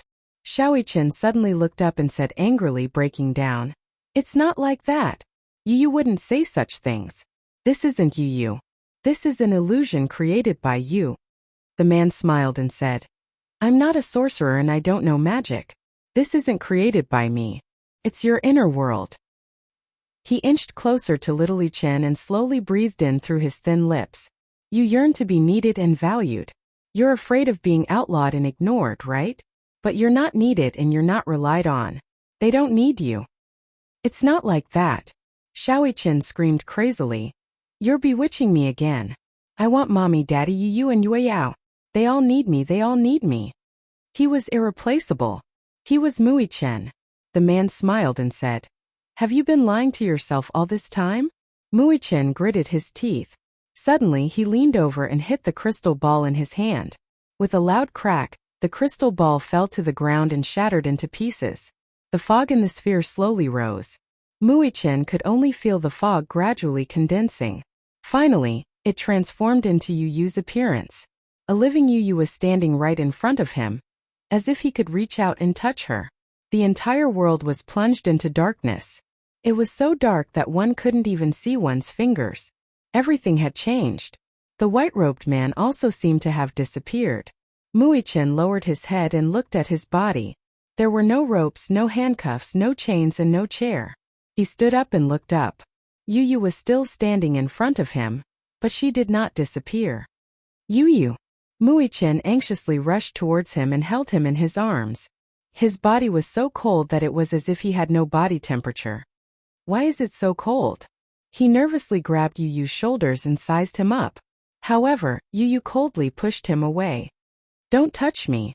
As Yu Yu spoke, his gaze landed on the necklace around his father's neck, only to see a necklace around his neck. It was a purple crystal. All of a sudden, Yu Yu forcefully tore the amethyst off and casually dropped it on the ground. "You. Don't call my name." Yu Yu turned around coldly. "Mui Chen, no one needs you anymore.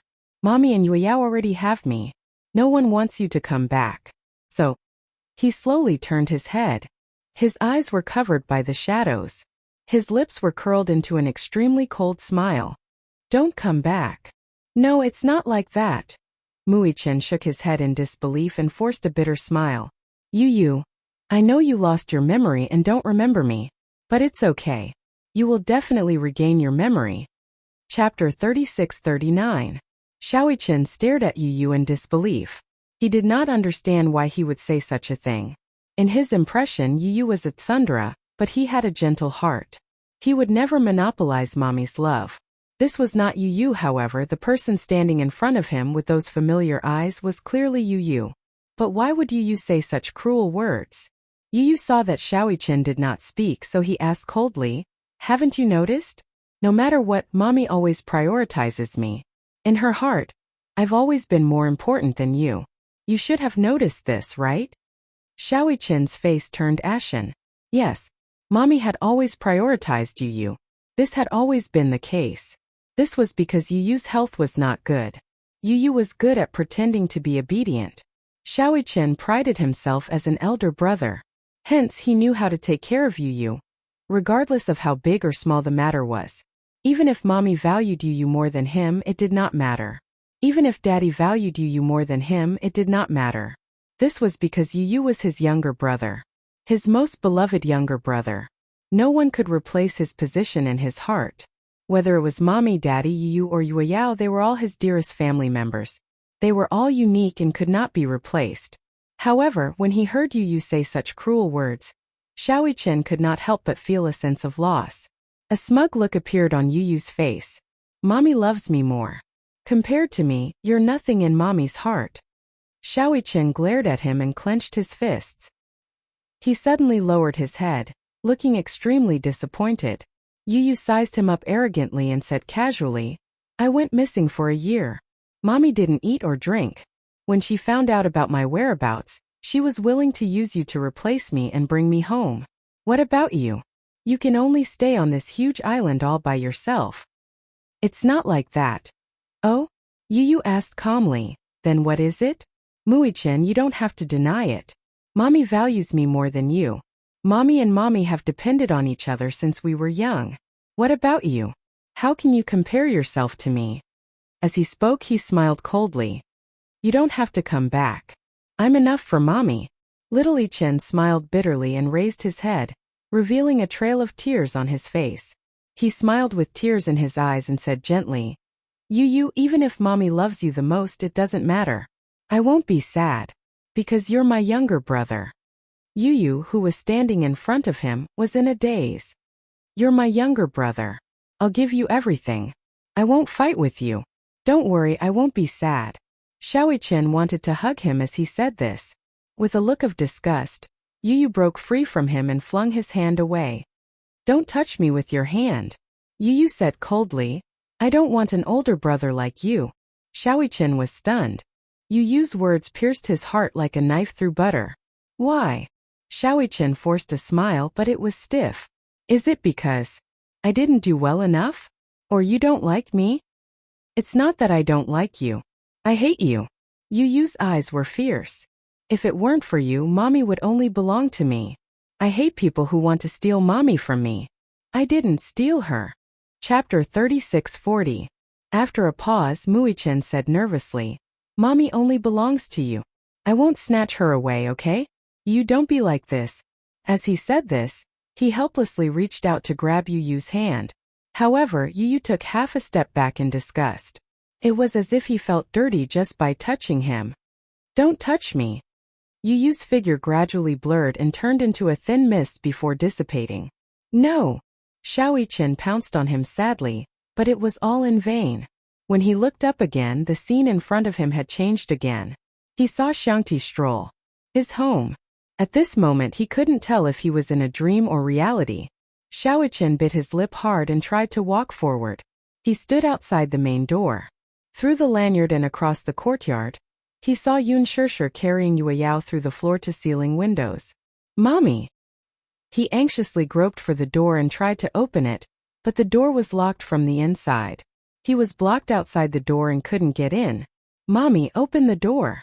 Muichin shouted frantically. Mommy, it's me, Chen. I'm back. However, no one paid attention to him. It was as if he was a ball of air that no one could see. A sense of loneliness enveloped him. Muichin suddenly felt that he couldn't breathe. The feeling of being completely ignored overwhelmed him. Mommy, can you hear me? Muichin's throat was blocked. He choked and said, It's me. I'm Chen.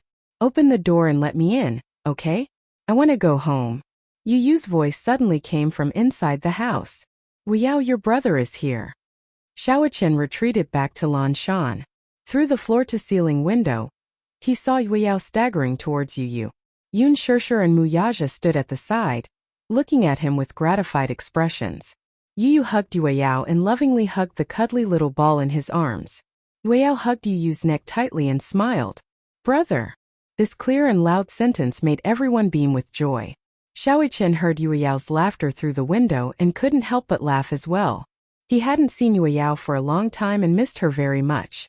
Now, just hearing her clear voice warmed his heart. Wah, his little princess. Chen stood outside the villa and looked on eagerly. However, the warm scene in the house seemed to have nothing to do with him. He wanted to go home more and more to return to that warm home. He missed Mommy, Weiyao and Daddy so much. He missed Yu so much. Chen went back to the main door and pressed the doorbell forcefully. However, no matter how long he pressed it or how many times he pressed it, no one answered him. Outside, the cold wind gradually became bitterly cold. He was shivering from the cold. Muichin couldn't wait any longer. He nimbly climbed over the door and walked to the floor-to-ceiling window. Standing outside, he gently knocked on the door and window and smiled gently. Mommy! Yu! Daddy Weiyao! Chen tidied his clothes seriously and smiled. I'm going home. Everyone in the house suddenly fell silent. Yun Shishir and Muyaja turned around. Yu also turned around with Weiyao in her arms. However, when her gaze landed on Chen, her expression immediately turned cold. Chapter 3641. Yu walked to the floor-to-ceiling window and pulled the door open. He asked coldly, "Why did you come back?" Xiaoqin's smile froze. He said in a daze, "Because this is my home." "This is not your home. This is my home. Get out." Yu pointed at the door and said coldly, "You're not welcome here." "How could this be?" Xiaoqin gasped and looked at Yu. However, he heard Yun Shishir's cold voice. "Don't stand here. You're an eyesore." He looked in the direction of the voice and saw Yun Shishir walking towards him. Xiaoqin reached out his arms and wanted to hug her. However, Yun Shishir slammed the window and locked it from the inside. Xiaoqin was once again locked outside the door. He was dumbfounded. "Mommy," Yun Shishir said disdainfully through the floor-to-ceiling window, "don't come back. I don't want to see you." "Why?" Xiaoqin finally panicked. He anxiously knocked on the door and window as tears streamed down his face. He cried painfully. "Mommy, Mommy, it's me. I'm Xiaoqin. Did I do something wrong? Why don't you want to see me? Mommy, Mommy." The man in the white robe stood up slowly. He held the crystal ball in his hand and stared coldly at Muichen, who was tied to the chair and had already entered a hallucination. Muichen leaned against the back of the chair and closed his eyes. His brows were furrowed as he kept muttering, "Mommy, Mommy, don't leave me. Mommy." From the moment he broke the crystal ball, Xiaoqin had already entered a hypnotic environment. Everything he saw was a hallucination that he had created. The highest level of hypnotism was to dig out the deepest, darkest part of a person. Everyone had their darkest side. Even Xiaoqin was no exception. In the deepest part of his heart there was a fatal fear. In reality, Xiaoqin looked cheerful, gentle and adorable on the outside. But he didn't realize that deep down, he was afraid of losing Yun Shishir's attention. He had always known that Yun Shishir placed more emphasis on Yu. It was difficult to balance a bowl of water. It was hard to be fair when it came to doting on two people. Xiaoqin had always known that Yun Shishir took care of Yu more. It wasn't that he wasn't envious, but as an older brother he didn't care. However, deep in his heart, he still longed for Yun Shishir to love him more. She wanted to be on par with Yu. However, these selfish thoughts had always been suppressed at the bottom of his heart. Xiaoqin didn't care who his mommy loved more. Whether it was his mommy or Yu, they were all inseparable family. As long as he could be with his family, he was already very satisfied. However, through hypnotism, the uneasiness in his heart, as well as the fear of being ignored, were magnified several times. The hypnotism created an illusion for him. Through this illusion he would face the deepest fear in his heart. This fear would be magnified continuously, and it would become an unbearable nightmare. This nightmare was an incomparably cold world. He couldn't walk out at all, and it would be difficult for him to escape. Chapter 3642. Muichen sat on the chair, his eyelashes trembling violently. Then a teardrop slowly flowed out of his eye. Despair. The white-robed man let out a faint sigh. No matter how strong a person's mind was, it would be difficult for him to accept the despair of betrayal. In Xiaoqin's heart, whether it was Yun Shishir, Muyaja Yu or Yueyao, they were very important to him. It went without saying how important they were. Entering such a despairing illusion must be very despairing. The white-robed man scrutinized his face. Suddenly he sensed something strange. Xiaoqin's expression gradually softened. It was the kind of softness that came from relief. Yueyao. As he softly muttered her name, his lips curved into a doting and warm smile. He seemed to be relieved. What's going on? The white-robed man stared at him in shock. He had entered his hypnotic illusion. An experienced hypnotist could easily enter the hypnotized person's environment. He entered Xiaoqin's illusion and saw Xiaoqin standing alone at the entrance of the villa. He looked like an orphan who had been abandoned by the world. His back view was bleak and lonely. However, he hid in the bushes outside the villa. He leaned against the railings and looked at the courtyard. The man walked to his side. He could see through the illusion and see the scene in Xiaoqin's imagination. Xiaoqin could not see him. He could also see what he could see through Little Ichen's eyes. In the courtyard, Yu sat on the swing. Yun Shirshir stood beside him and gently pushed him. Yu was having fun and let out a string of bell-like laughter. Haha. Mommy, higher. Higher. Okay. Yun Shirshir laughed and pushed him higher. Mu Yaja stood to the side with Yueyao in his arms, watching everything with a gentle gaze. The family of four without Xiaoyichen was still happy and harmonious. Xiaoyichen didn't dare to rashly barge in again and disturb the peace. He stood guard outside the door and secretly watched this scene, but his heart was filled with happiness. Especially when he heard Yu's crisp laughter, the smile on his face deepened. Be careful. Even though he knew that no one could hear him, he was still worried that the swing would swing too high and Yu would accidentally fall. From the anticipation and envy in his eyes, it could be seen that he really wanted to join them. However, he didn't dare to destroy this beautiful moment. He knew that he was no longer welcome and was no longer accepted. However, he still harbored a tiny bit of hope. Even if he were to hide in a corner where they couldn't see him, he would still be satisfied watching this scene. The white-robed man was a little shocked. He squatted down and scrutinized Mui Chen. It was hard to imagine that such a child would not feel unjust and indignant because of such a cold dream and fantasy. Would he not be angry? Everyone ostracized him, distanced themselves from him, and treated him coldly. His most beloved younger brother said to him, "Don't come back."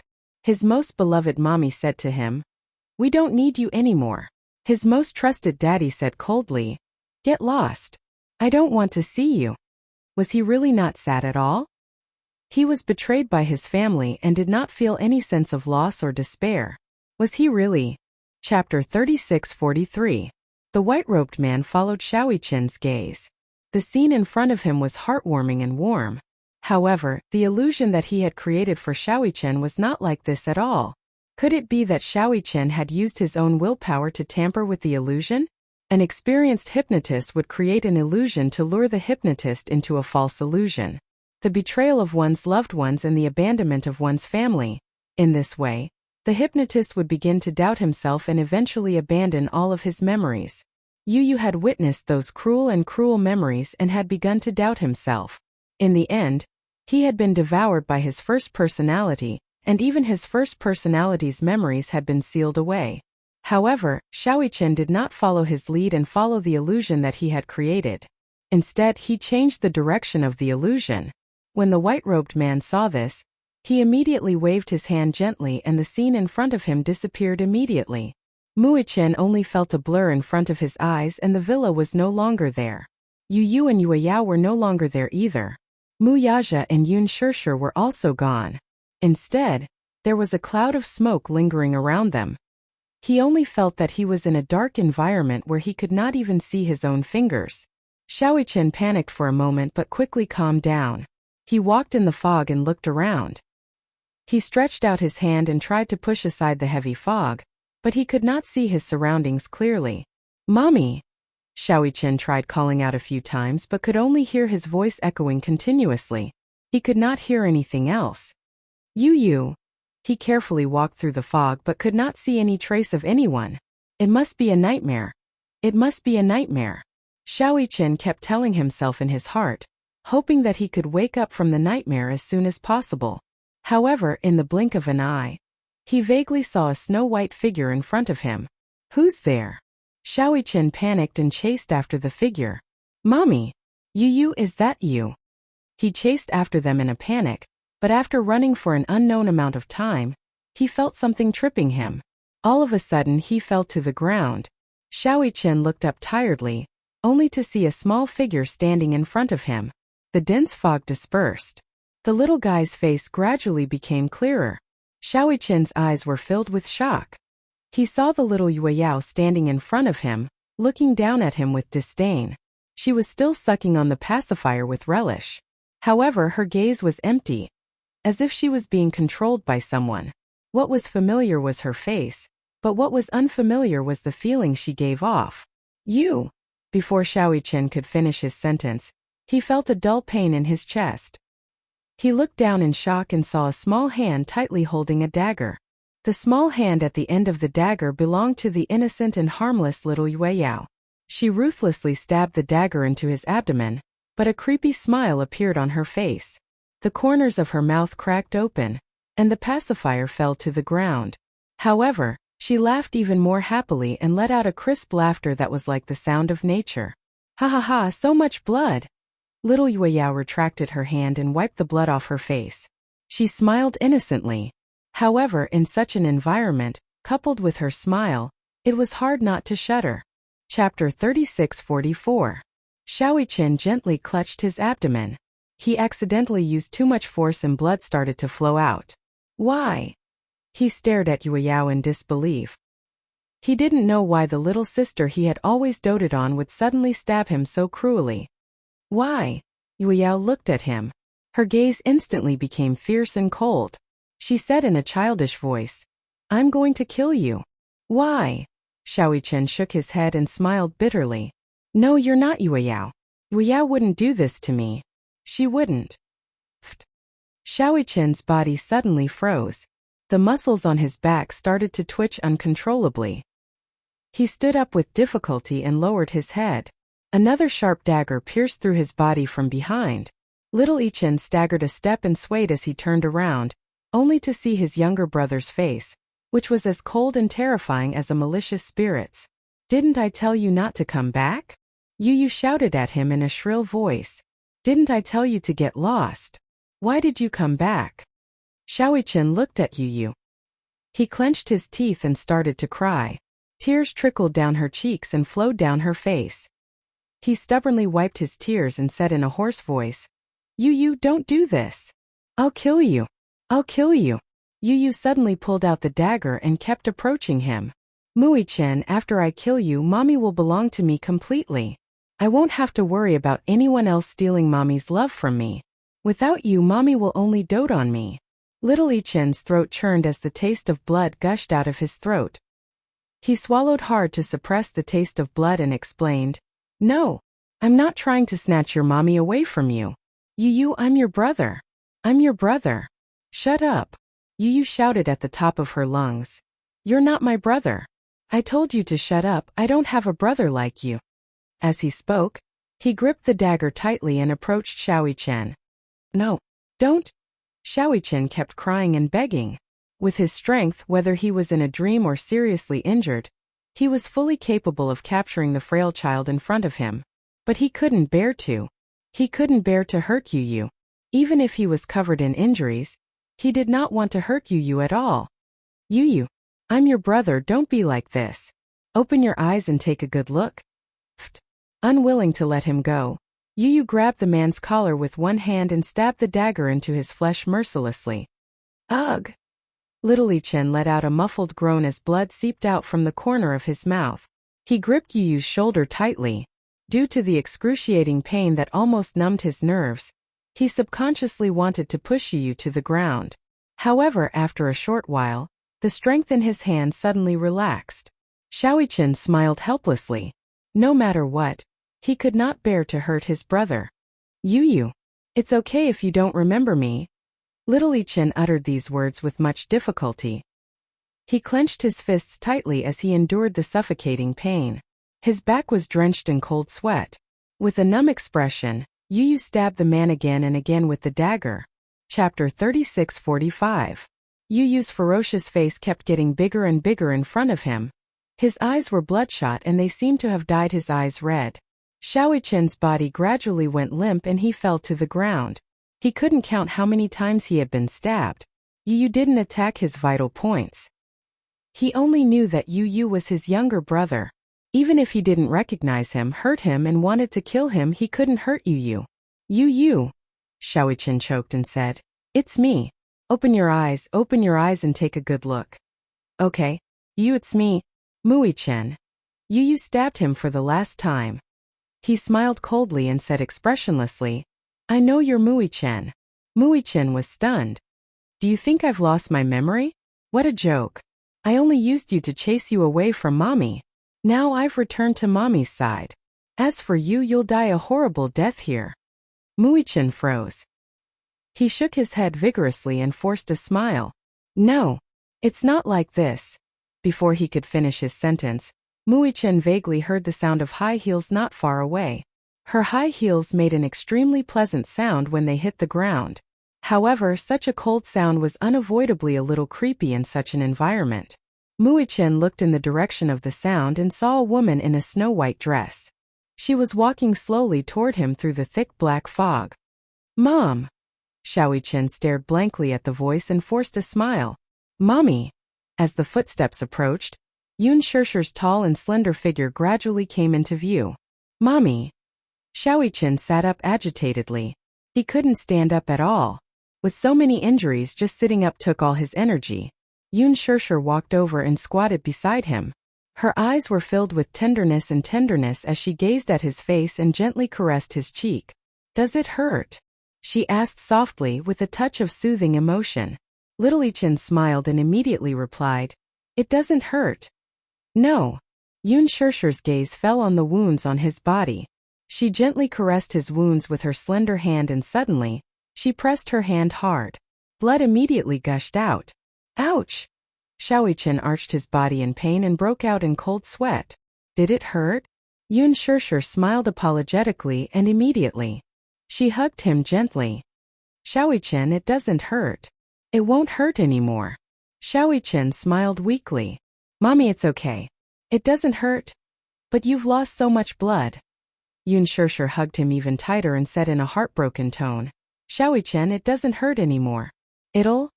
I'll set you free." As soon as she finished speaking, Xiaoyichen felt another sharp pain piercing his heart. It was his vitals. Earlier, regardless of whether it was Yue Yao or Yu Yu, none of them had managed to stab his vitals. Only the dagger in Yun Shishir's hand had mercilessly pierced his heart. However, he could no longer feel the pain now. Chapter 36-46. Sob, sob, sob, sob. He suddenly cried like a child, heartbroken. Didn't matter who it was, be it Yue Yao or Yu Yu. He wasn't afraid of anyone who hurt him. Why did it have to be her? Why did it have to be his beloved mommy? Why did she have to kill him? What did he do wrong? Xiaoyichen hugged Yun Shishir tightly and cried sadly. "Why?" Yun Shishir stared at him coldly. Xiaoyichen held sadly. "Why are you doing this to me? What did I do wrong? I'm Xiaoyichen. I'm your Xiaoyichen. What did I do wrong? Mommy, you can't do this to me, you can't?" The door to the secret room slowly opened. Gong Xiaoying strode in and saw the white-robed man standing expressionlessly with a crystal ball in his hand. He silently looked at Xiaoyichen, who was sitting on the chair. At that moment, Xiaoyichen was still immersed in his nightmare. He kept shaking his head as though he couldn't believe it. He muttered something under his breath. Gong Xiaoying listened carefully. He kept asking, Why? He stood up straight and looked at the white-robed man. He asked calmly, "How's the progress?" "Sure." The white-robed man raised a finger, indicating for him to keep quiet. Gong Xiaoying controlled his temper and didn't say anything.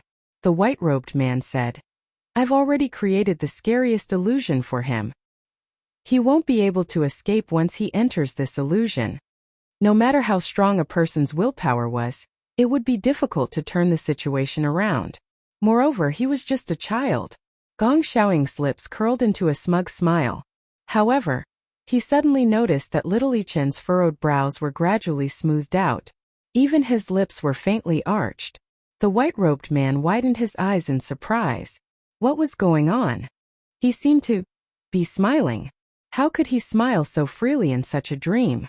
The white-robed man immediately raised the crystal ball and compared it to Muichen's face. Through the crystal ball, he was able to peek into his dream. In the dream, it was still the same desolate scene. Xiaoyichen hugged Yun Shishir so tightly that it was as if he was afraid that she would disappear. Even Yun Shishir was flabbergasted. She didn't understand why he was still holding her so tightly when she hurt him like this. Xiaoyichen smiled, but tears continued to flow down his cheeks. When he opened his eyes, there were still a few drops of tears on his eyelashes. "Mommy, I missed you so much." When he said these words, all of the defensive lines were finally defeated. He didn't know if this was a dream or reality. He didn't know if the wounds on his body were fatal. He didn't know if he would die. He also didn't know if the person who stabbed him in the heart was his real mommy or a fake mommy. Even if it was fake, at least he could see her face. However, if he was really going to die, He greedily wanted to hug her for a moment longer. "Mommy, I missed you so much." As Xiaoqian spoke, he choked up again. He forced himself to smile and said in a hoarse voice, "Take me home, okay?" Yun Shishir was stunned and didn't say anything. "Mommy, I missed you so much. I also missed you, Yueyao and Daddy." Chapter 36-47. Xiaoqian hugged her tightly and refused to let go. He was afraid. He was afraid that this would be the last time he would see Yun Shishir. He was in a nightmare, so it was hard for him to realize that he was in a dream. The many wounds on his body were just an illusion. He really thought that he was about to die. Therefore, he only wanted to be able to hold her for a little longer before he died. If he died in his mommy's arms, he would have nothing to fear. Yun Shishir froze all of a sudden. Yu and Yueyao too froze as if they were frozen in time. These three figures were all illusions created by the white-robed man. All of their actions were under the control of the white-robed man. They were frozen because the white-robed man did not know how to proceed with the hypnosis. He suddenly realized that Xiaoqian was an extremely difficult person to deal with. Normally, even if one had extraordinary willpower, one would lose all hope and trust in life because of these cruel illusions. However, Xiaoqian's thoughts were not affected by these illusions. What did this mean? This meant that Xiaoqian trusted Yun Shishir, Yuntian Yueyao and Muyaja unwaveringly. What's going on? When Gong Xiaoying saw that the white-robed man had frozen, he reached out to push him. The white-robed man was immediately jolted awake. The moment he woke up, the hypnosis was also dispelled. Xiaoqian slowly woke up and slowly opened his eyes. As he did so, a teardrop slowly rolled down his face. However, when he saw everything before him, he was instantly jolted awake. Tears of joy. It was a dream. It must be a dream. He recalled that the white-robed man before him was the hypnotist that Gong Xiaoying had ordered to hypnotize him. Did this mean that the scenes he had seen earlier were all illusions in his nightmare? Xiaoqian had mixed feelings for a moment. He closed his eyes and opened them again. The panic and uneasiness in his eyes faded away and were replaced by an astonishing calmness and wisdom. "You want to hypnotize me?" Xiaoqian angrily said expressionlessly. "You want to create these illusions to seal my memories, right? So, you use memories were sealed under your hypnosis, right?" Gong Xiaoying's eyes widened in shock. Even the white-robed man beside him was shocked, speechless. "What's going on?" Gong Xiaoying looked coldly at the white-robed man and said angrily, "Didn't you say that your hypnosis skills have never failed before? What is this?" The white-robed man could not accept such a failure. He had been a hypnotist for so many years, and he had never failed. Little Chen was the first target that had not been successfully hypnotized. He could not accept this reality. How is this possible? The ice on the white-robed man's face finally broke and a rare expression other than coldness appeared. Shock, surprise, and disbelief were all present. Gong Xiaoying was so angry that he laughed. "I want to ask you what's going on." The white-robed man shook his head and repeated, "This is impossible. Just now I must have been disturbed, that's why this happened." Chapter 36-48. He continued coldly, "Gong Xiaoying, you don't deserve me to call you grandfather. You don't deserve mommy to acknowledge you as her father. How could you do such a cruel thing to me and you? Let me tell you, mommy knows how you treated you. She won't let you off." Gong Xiaoying was stunned and did not say a word. The white-robed man asked agitatedly, "How did you do it?" Xiaoqian looked at him and asked, "What? Don't tell me you didn't waver at all?" The white-robed man's voice was soft and gentle. He sounded like a teenager and did not have the maturity of an adult man. "Your mother's betrayal, your brother's betrayal, your sister's betrayal, and your father's indifference. Don't you feel despair?" Xiaoqian was silent for a long time when he heard this. Then he curled his lips in disdain. "So, you use this method to achieve the purpose of hypnotizing memories." After a pause, Xiaoqian sneered coldly and mercilessly. "What a joke! Why should I believe that they betrayed me?" Xiaoqian thought of Yun Shishir and a warm expression appeared on his face. "Mommy will always be my mommy. Yu will always be my brother. Whether it's Yueyao or Daddy, they are an inseparable part of my life. Unless I die, don't even think about wiping away my memory of them. The white-robed man's heart trembled when he heard this. He did not expect Xiaoyichen to have such strong willpower. Gong Xiaoying staggered when he heard this. After a short moment of daze, his eyes revealed a trace of admiration. Very good. After he finished speaking, he turned around and left. The white-robed man looked at him with a complicated expression before he turned around and left as well. Muichen was left alone in the darkroom. His chest rose and fell for a long time before he finally calmed down. However, for a long time, he did not dare to close his eyes. He was worried that if he closed his eyes, he would dream of those unpleasant scenes again. Mommy, Xiaoyichen sighed softly. You wei daddy you.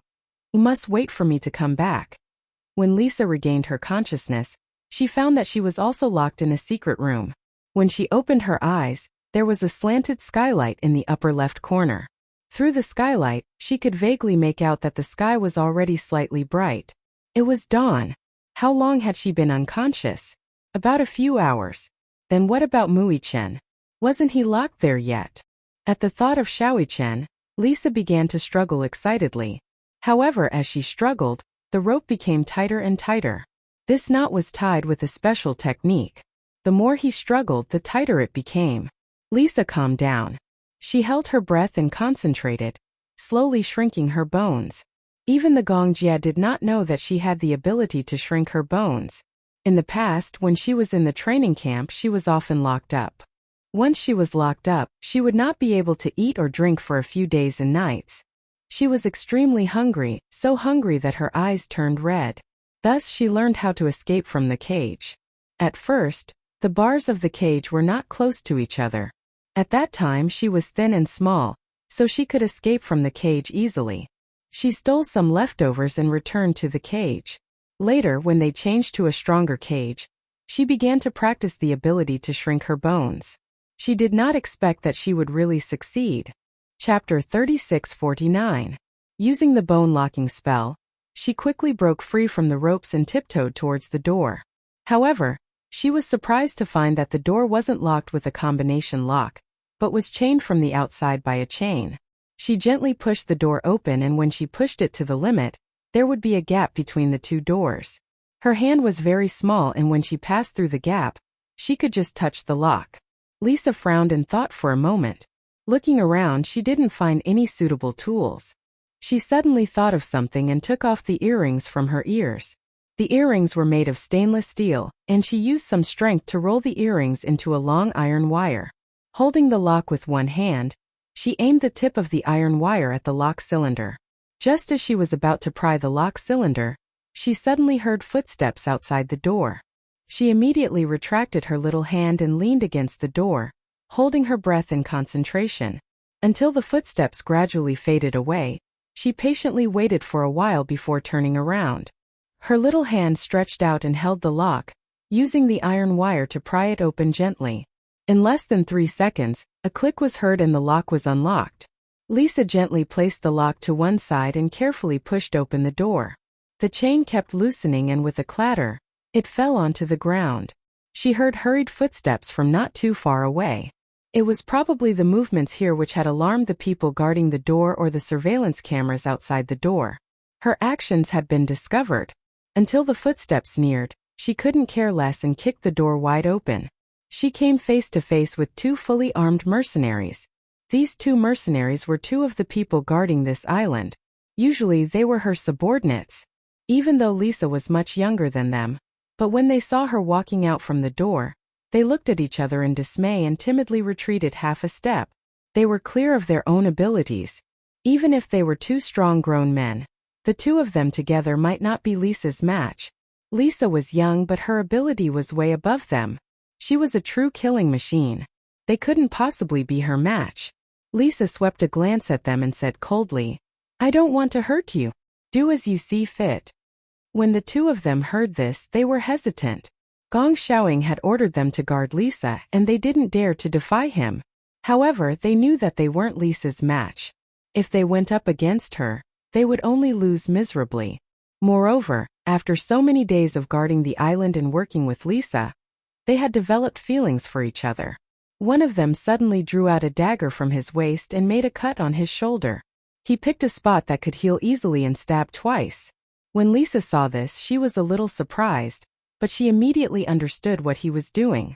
When the other person saw this, he immediately took out a short knife and imitated his previous action, stabbing his thigh a few times. They covered their wounds and say, "Lisa, we don't want to make things difficult for you.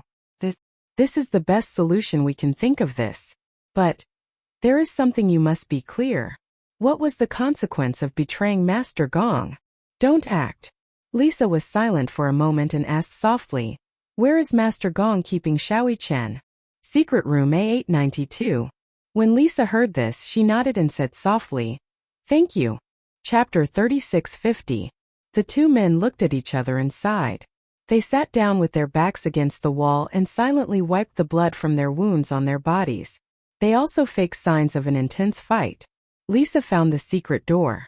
There were two locks on the secret door. One was the iris recognition technology, and the other was the password lock. Only by identifying the correct iris could she unlock the second password lock. Lisa's iris was also recorded in the identification range. However, just as she squatted down, she could not help but have some doubts. Had Gong Xiaoying already replaced the iris recognition technology? If that was the case, the identification error would trigger the alarm. Lisa did not dare to act rashly. If the alarm mechanism was activated, the security forces on the entire island would gather immediately. At that time, it would be difficult for her and Muichen to escape. If she angered Gong Xiaoying, she might die. She was not afraid of death. She had seen so many deaths that she was already numb. However, even if she died, she had to bring Muichen back to Yu's side safe and sound. There was a control panel for the alarm on the third floor. Lisa thought for a moment and ran up to the third floor. She nimbly avoided a few infrared defense checkpoints and came to the control panel. There were a total of 2 guards guarding it. Lisa leaned against the door and made use of the metal wire to easily break through the door. Before the 2 guards had time to react, she struck them with 2 karate chops and knocked them unconscious. She immediately cut off the alarm mechanism on the island and logged into the system to investigate the iris recognition range. Fortunately, as she had expected, her iris had already been removed from the recognition range by Gong Xiaoying's people. However, in the display of iris recognition, one of them came from the guard in charge of guarding the control panel. She squatted down and carried the guard horizontally. She walked as if she was flying and carried him to the door of the secret room without any effort. She opened his eyelids and matched his pupils with the iris recognition. The first lock was quickly connected. The guard showed signs of waking up, and Lisa immediately added another hand chop. At the same time, she cracked the second password lock as fast as she could and entered the secret room. Xiaoyi Chen heard the commotion and looked up. When he saw that Lisa had broken through the door, he was so shocked that he almost suffocated. "Lisa!" he exclaimed in surprise. "You're all right." "Shoo!" Lisa signaled him to be quiet and immediately walked over. She took out the dagger on the guard's body and cut the rope on his body. The rope was very strong. Even with a sharp dagger, it would take a lot of effort to cut it. Xiaoyi Chen broke free from the rope and finally regained his freedom. He said worriedly, "We'd better leave this place immediately." But how could he leave? This was an extremely thorny problem. This was an isolated island in the middle of the sea. It was like a cage surrounded by the sea. How was he supposed to leave? Lisa said, "I know how to operate the yacht. There is some food and fuel on the yacht. It should be enough for us to get out of here." Xiaoyi Chen hurriedly nodded. "Then we'll leave immediately. To be safe," Lisa continued, "we'd better inform Master Jie in advance. In case of any accidents, he can come to our aid immediately." "How do we inform him?" "The yacht should have a radio that can connect to Master Jie's satellite phone." Xiaoyi Chen nodded. He admired Lisa's calmness and decisiveness. Chapter 3651. Lisa said coldly, "A normal rope won't be able to restrain me." Xiaoyi Chen couldn't help but look at her with admiration. "Lisa, you're amazing." Hearing his praise, Lisa remained indifferent and expressionless as she said, "Now is not the time to talk about this nonsense. We have to leave this place clean." Xiaoyi Chen pursed his lips but didn't say anything. Lisa suddenly said. Leaving this place may not be so simple. Are you mentally prepared? Xiaoqian nodded vigorously. Of course. Even if I die, I will return to Mommy's side. Don't mention the word die, Lisa said unhappily. I promised Master Jie that I would protect you. Even if I have to sacrifice my life, I will send you back to Yu Yu's side. This was Lisa's show of loyalty. Xiaoqian's heart skipped a beat when he heard this. He asked worriedly, Then what about after I go back? Lisa raised her eyebrows. She didn't understand why he asked that. Xiaoqian asked anxiously, After I go back, do you still intend to return to Hurricane? Lisa was stunned. She nodded and said, Yeah. After I send you back to the Mu family, I will return to Hurricane. Why? Xiaoqian was puzzled. Isn't your master Yu Yu? Shouldn't you stay by his side and be loyal to him? Why do you have to come back?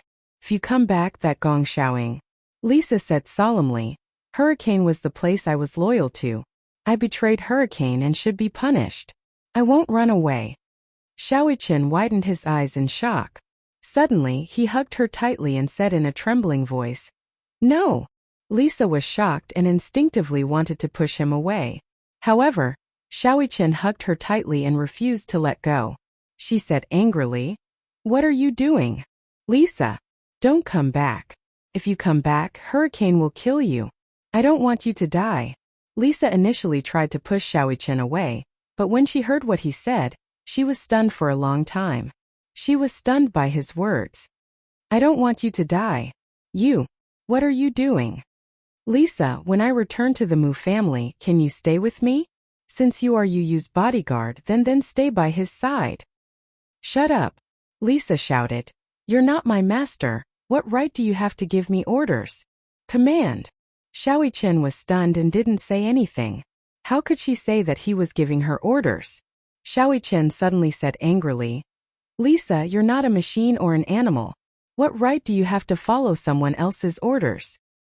You're not a machine or an animal. What right do you have to follow someone else's orders? In the past, no one had ever said that to her. You also have a life. You can also have your own personal will. Why do you have to follow someone else's orders? Even Yu Yu has never ordered you around like a machine. Why do you think so lowly of yourself? What betrayal! Hurricane has always been using you. Why are you willing to be used by others? Why are you willing to be used by others? Chapter 36:52. Lisa suddenly smiled bitterly. She said indifferently, I was born to be a killing machine. My life has never been in my control. That's why I don't have a will. Xiaoqian asked anxiously, How can that be? Don't you have a dream? Have you never thought about what your life will be like? My life? You'll grow up. When you grow up, you'll be like my mommy. You'll have a job that you'll be satisfied with. Maybe you'll even find a man you love and have children with him. Have you never thought about these? When Lisa heard this, she couldn't help but feel a little dazed. She shook her head sincerely without any expression on her face.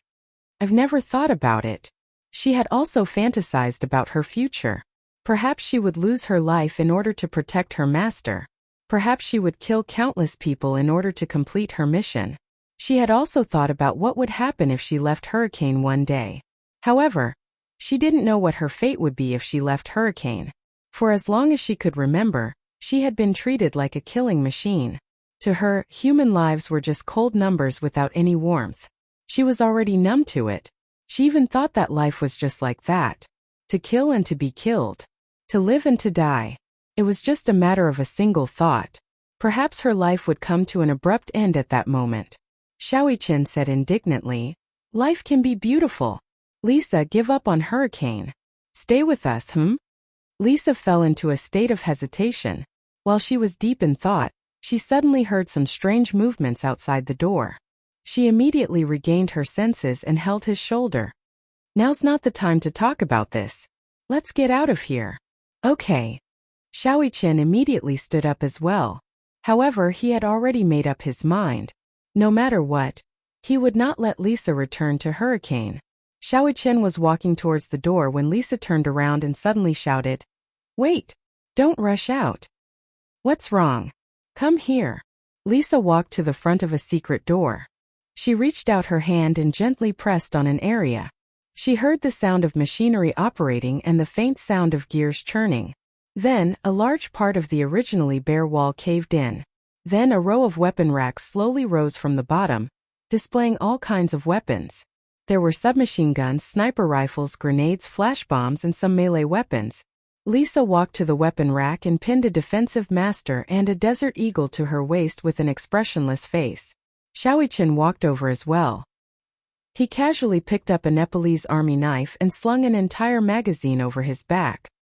He then picked up a revolver and an M4A1, only to see that Lisa had already slung an AK-47 over her shoulder. So valiant! The recoil of the AK-47 was very strong. He still found it hard to believe that Lisa, who was so thin and weak, could handle a gun with such a strong recoil. Lisa realized that Xiaoqian was secretly looking at her. She said coldly, "What are you looking at? Do you have to use such a valiant gun?" Lisa ignored him and took out a few more grenades and stun grenades and buckled them on her waist belt. She asked, "Are you ready?" Xiaoqian nodded. "Don't you need a bulletproof vest?" "No." Chapter 3653. Bullets at close range could even penetrate a wall, let alone a bulletproof vest. Hence, no matter how tough a bulletproof vest was, it would be useless in front of these bullets. Lisa had never used a bulletproof vest. To her, life and death depended on who had the most accurate, stable, and fast marksmanship. Whoever killed first would be the first to die. Lisa was also taking a gamble. Would Gong Xiaoying's men really shoot Xiaoqian? Gong Xiaoying had always been cold and ruthless. Even a vicious tiger would not eat its cubs. No matter what, he would not shoot his own grandson, right? Lisa handed Xiaoqian a pair of goggles and said to him, "Put this on." "Why?" Lisa said. "It's to prevent flashbangs." Xiaoqian put on the goggles. Lisa said to Xiaoqian, "Let's go." Xiaoqian nodded. Xiaoqian was a little surprised as he followed behind Lisa. He had seen many tough guys in the special training camp, but he had never seen a girl like Lisa. She was so young, but she was so courageous. She was simply cool. Xiaoqian could not help but look at her with admiration, just like a little fan. Lisa shouted, "What are you waiting for?" With the AK-47 in her arms, she walked to the door, raised her leg, and kicked the door wide open. As the door opened, she casually threw out a flash grenade. With a strange sound, the grenade exploded. Alas, Lisa and Littlechen had put on protective goggles beforehand, so they only saw white for a brief moment before regaining their vision. Lisa glanced around. As expected, the door was surrounded by fully armed mercenaries. Following the explosion of the flashbang, everyone's vision was damaged and they crouched down with their guns. Lisa smiled coldly and said calmly, "We've worked together for so many years. I don't want to hurt you. Now I'm leaving with my men. If you dare to stop me, don't blame me for disregarding our friendship." "Lisa, we have received orders from Master Gong to not let you take him away." "I don't care," Lisa said expressionlessly. "I'll shoot whoever dares to stop me." Everyone was silent. One of them said, "Lisa, you should know us. Gong Ye's order was the highest order. Even if he had to go through water and tread on fire, he would not hesitate. Even if we die, we must fulfill our duty. This is our mission." "What a great mission." Lisa nodded her head in satisfaction. She pulled the trigger and aimed at the mercenary's thigh. Bang! She fired. The bullet penetrated the muscle of his thigh. The man groaned, but he didn't show much pain. Lisa turned around and said to Xiaoqian, "Follow me. I'll take you out of here." Xiaoqian didn't think much of it. "I can get out of this place even if I'm alone. Don't worry about me. Just take care of yourself." Lisa didn't say anything and rushed toward the end of the long corridor. Xiaoqian saw Lisa turn a corner. Then he heard the sound of gunfire from an AK. He was slightly startled and immediately rushed over. However, he saw that Lisa was safe and sound. Only the mercenaries who were lying in ambush in the corner were all hit by the bullets. He was shocked, but only then did he realize that Lisa didn't hurt their vitals. She only shot them in the arms. In the end, Lisa was still a person of friendship. She didn't kill them all because of their friendship. Chapter 3654. Based on her abilities, she could have killed her way out. However, she did not go all out and gave them a chance. These mercenaries knew very well that Lisa had the ability to kill all of them. However, she only shot them in the arm.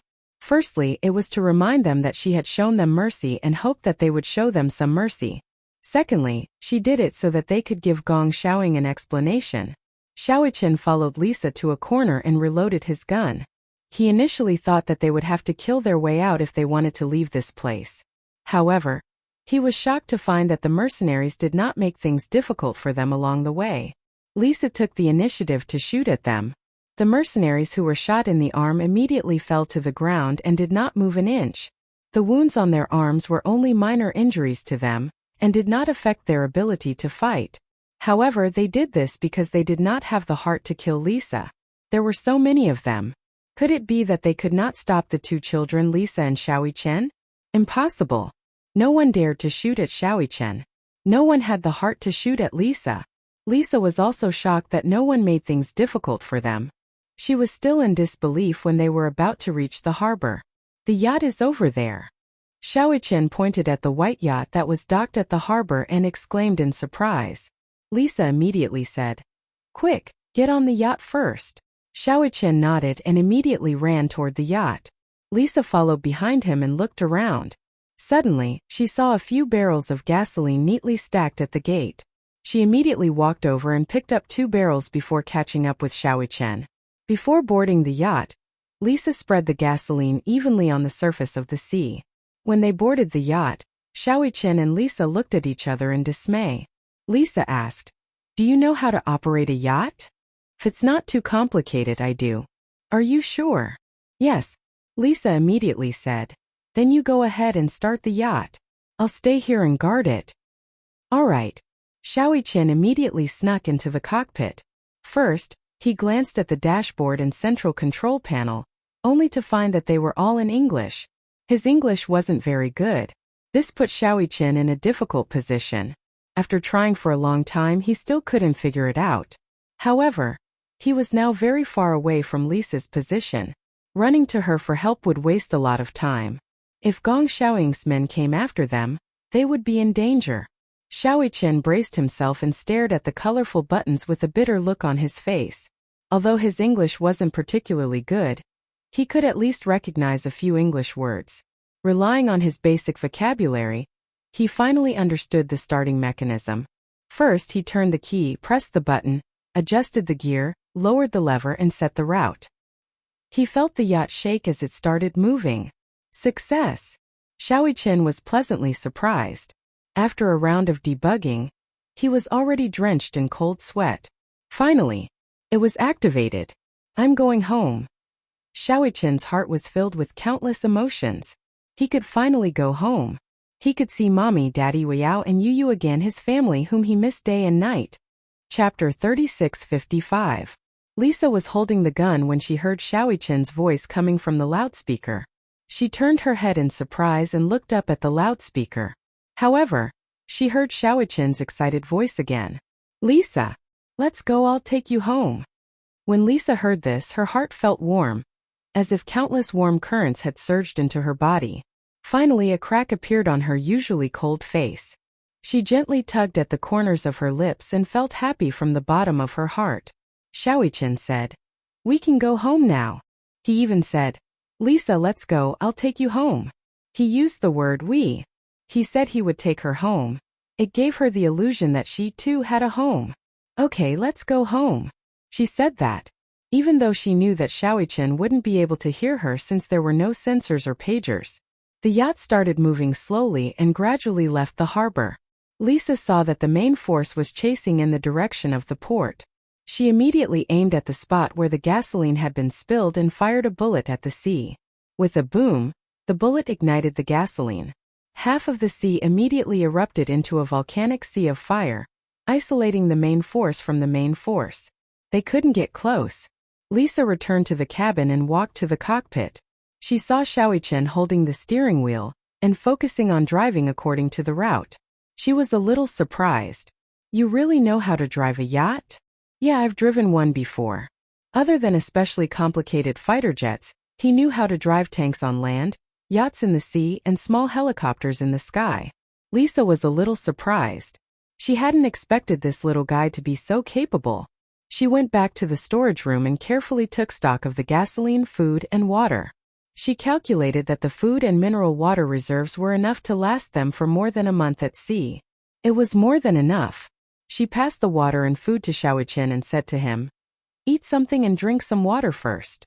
As she spoke, she pushed little Chen to the side, took over the steering wheel from him, and started operating the car. Xiaoqian asked nervously, "Do you know how to drive a yacht?"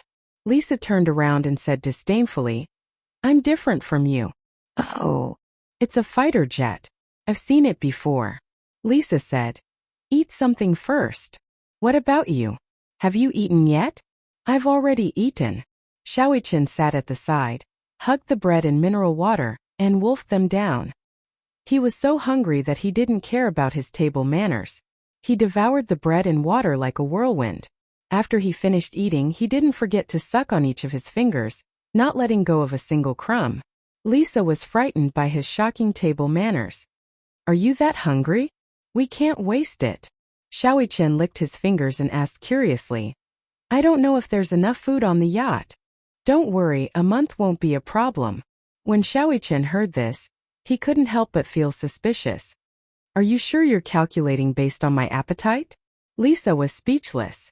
"I have to eat at least 4 pieces of bread a day. That's the standard. Are you a pig? How can you eat so much?"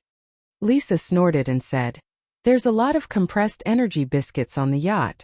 It's enough for you." Chapter 3656. On the island, Gong Xiaoying stood by the port and looked at the raging fire on the sea.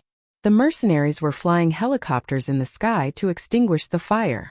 The waves were strong and the wind swept up the flames, causing a heat wave to hit them. A man in a suit rushed over to Gong Xiaoying. "Master Gong, the wind is too strong here. Why don't we go back first?" Gong Xiaoying nodded but did not say anything. He turned around and returned to the huge castle. When he entered, he saw the mercenaries kneeling on the ground with solemn and ashamed expressions. He glanced at them and saw that they had different degrees of injuries, but they were all injured on their thighs. He had already guessed what was going on, so he didn't show much surprise on his face. "Are the 2 kids hurt?" he suddenly asked coldly. The group shook their heads. How would they dare to hurt little Chen? And how could they bear to hurt Lisa? Gong Xiaoying asked sternly again, "Are you sure? Little young master is not hurt. We did not shoot." When Gong Xiaoying heard this, his expression softened. One of the mercenaries asked carefully, "Master Gong, do we still want to chase after them?" "No need." Gong Xiaoying waved his hand in annoyance. "Let's retreat." "Yes." Everyone nodded, but they remained kneeling on the ground. Gong Xiaoying did not leave, so they did not dare to stand up. Gong Xiaoying glanced at them and turned back to look at the endless sea through the floor-to-ceiling window. He felt a little desolate. Forget it. Forget it. Let the little guy return to his family. Now he was sober. He was enlightened. He knew that some people could not be kept. Even if he could keep them, he might not be able to keep their hearts. Gong Xiaoying closed his eyes and walked towards the escalator. When he disappeared from sight, one of the mercenaries asked carefully, "I think Master Gong did not intend to stop little young master from leaving. If Gong Xiaoying wanted to stop him, this huge castle would undoubtedly be a cage on the sea. No matter how capable you are, you can forget about escaping." Why were Xiaoqian and Lisa able to board the yacht so easily? There were keys on the yacht, and it was also equipped with all kinds of sophisticated weapons and radio communication systems. There was even an abundance of food and fuel. Gong Xiaoying must have secretly instructed his subordinates to prepare this. Gong Xiaoying was a prideful person. How could he tell Xiaoqian that he was letting go and that he could leave? On the surface, he appeared calm and collected, but in reality, when faced with Xiaoqian, how could he be so cold-hearted? Perhaps it was because he had personally witnessed Xiaoqian's longing for Yun Shishir that even hypnotism could not seal his memories. Such a persistent heart had finally moved him. Gong Xiaoying also understood that some feelings could not be separated. Even though he was reluctant, he had no choice but to let go. Hurricane Group. This was not Xiaoqian's home, nor was it Yu Yu's home. Nor was it Yunshirshi's home. It will take 2 months to reach the port of the capital from here. Xiaoyichen was shocked. Lisa said, Ashland Island is indeed very far from the capital. Moreover, this is a yacht, not Master Jie's ship. It won't be fast. But we only have a month's worth of food. Then we'll go to France. Chapter 36:57. Lisa pointed at the map and said, It's not far from France. We should be able to reach it in about a month. As she said this, she patted Xiaoyichen's shoulder heavily and said, You have to be a little more frugal. The food reserves will last us for 2 months. I've calculated that if we only eat 4 pieces of bread a day, we can last for 2 months. Water is not a problem. 4 pieces of bread a day. Xiaoyichen complained incessantly. Are you trying to starve me to death? There's no other way. That's all we have. If you're hungry, just drink more water. Xiaoyichen looked as if he had a deep grudge against her. Why are you looking at me like that? Lisa continued. 2 months' worth of food reserves is already sufficient, okay? We're escaping from a disaster, not on vacation. You have to be clear about your priorities. Lisa. Xiaoyichen suddenly stared at her, his eyes twinkling. Lisa cautiously took half a step back and narrowed her eyes. What? You've changed. How have I changed? Xiaoyichen said. In the past, you were a woman of few words. Now you speak more than before. Lisa was stunned. She turned her head away awkwardly and did not say another word. She was ignoring him. Xiaoyichen muttered in his heart. I'm telling the truth. In the past, Lisa was like a block of wood. Other than you, she ignored everyone else. Oh right. Hurry up and contact my uncle. Tell him to be ready to receive me at any time. Xiaoyichen said and felt a little troubled. There should be a radio on this yacht, right? Yeah. Lisa turned on the radio and connected to Gongjie's satellite radio. She waited for a long time but no one picked up. Xiaoyichen frowned. What's going on? Don't tell me she's pregnant. Lisa muttered to herself. She opened the door of the equipment and checked the radio line and signal. Everything was normal. Being able to connect and send out a message to the outside world meant that there was no problem. Maybe he didn't bring his satellite phone with him, Lisa said to Xiaoyichen. Xiaoyichen nodded. What should we do now? The yacht travels day and night, so 2 people need to take turns. Lisa said to him. Go and rest first. I'll drive until nighttime. You can take over for me at night. Xiaoyichen immediately said. I'm not tired. Go and rest first. Lisa didn't allow him to explain. Her tone was like an order. Xiaoyichen had no choice but to return to the cabin. The cabin was divided into 6 parts. 2 of them were bedrooms with a 1.5-meter-long bed, a sofa, a wine cabinet, a TV, a coffee table. Although the Sparrow was small, it had all the vital organs. However, this yacht wasn't small. It was worth hundreds of millions of yuan. Although it wasn't as big as the one Gongjie gave him, it was still very big. Xiaoyichen lay down on the bed and fell asleep before he knew it. Halfway through, Lisa walked into the bedroom to take a look. Seeing that Xiaoyichen was still sound asleep, she guessed that he hadn't been sleeping well for the past few days. Seeing that he had kicked the blanket to one side, she pursed her lips helplessly. She walked to the bedside and gently covered him with the blanket. Just as she was about to get up, little Yichen, who was still asleep, suddenly reached out and grabbed her wrist tightly. Lisa! He called her name silently. Lisa felt that his hand was very hot. She wanted to retract her hand, but Xiaoyichen held it so tightly that she couldn't break free.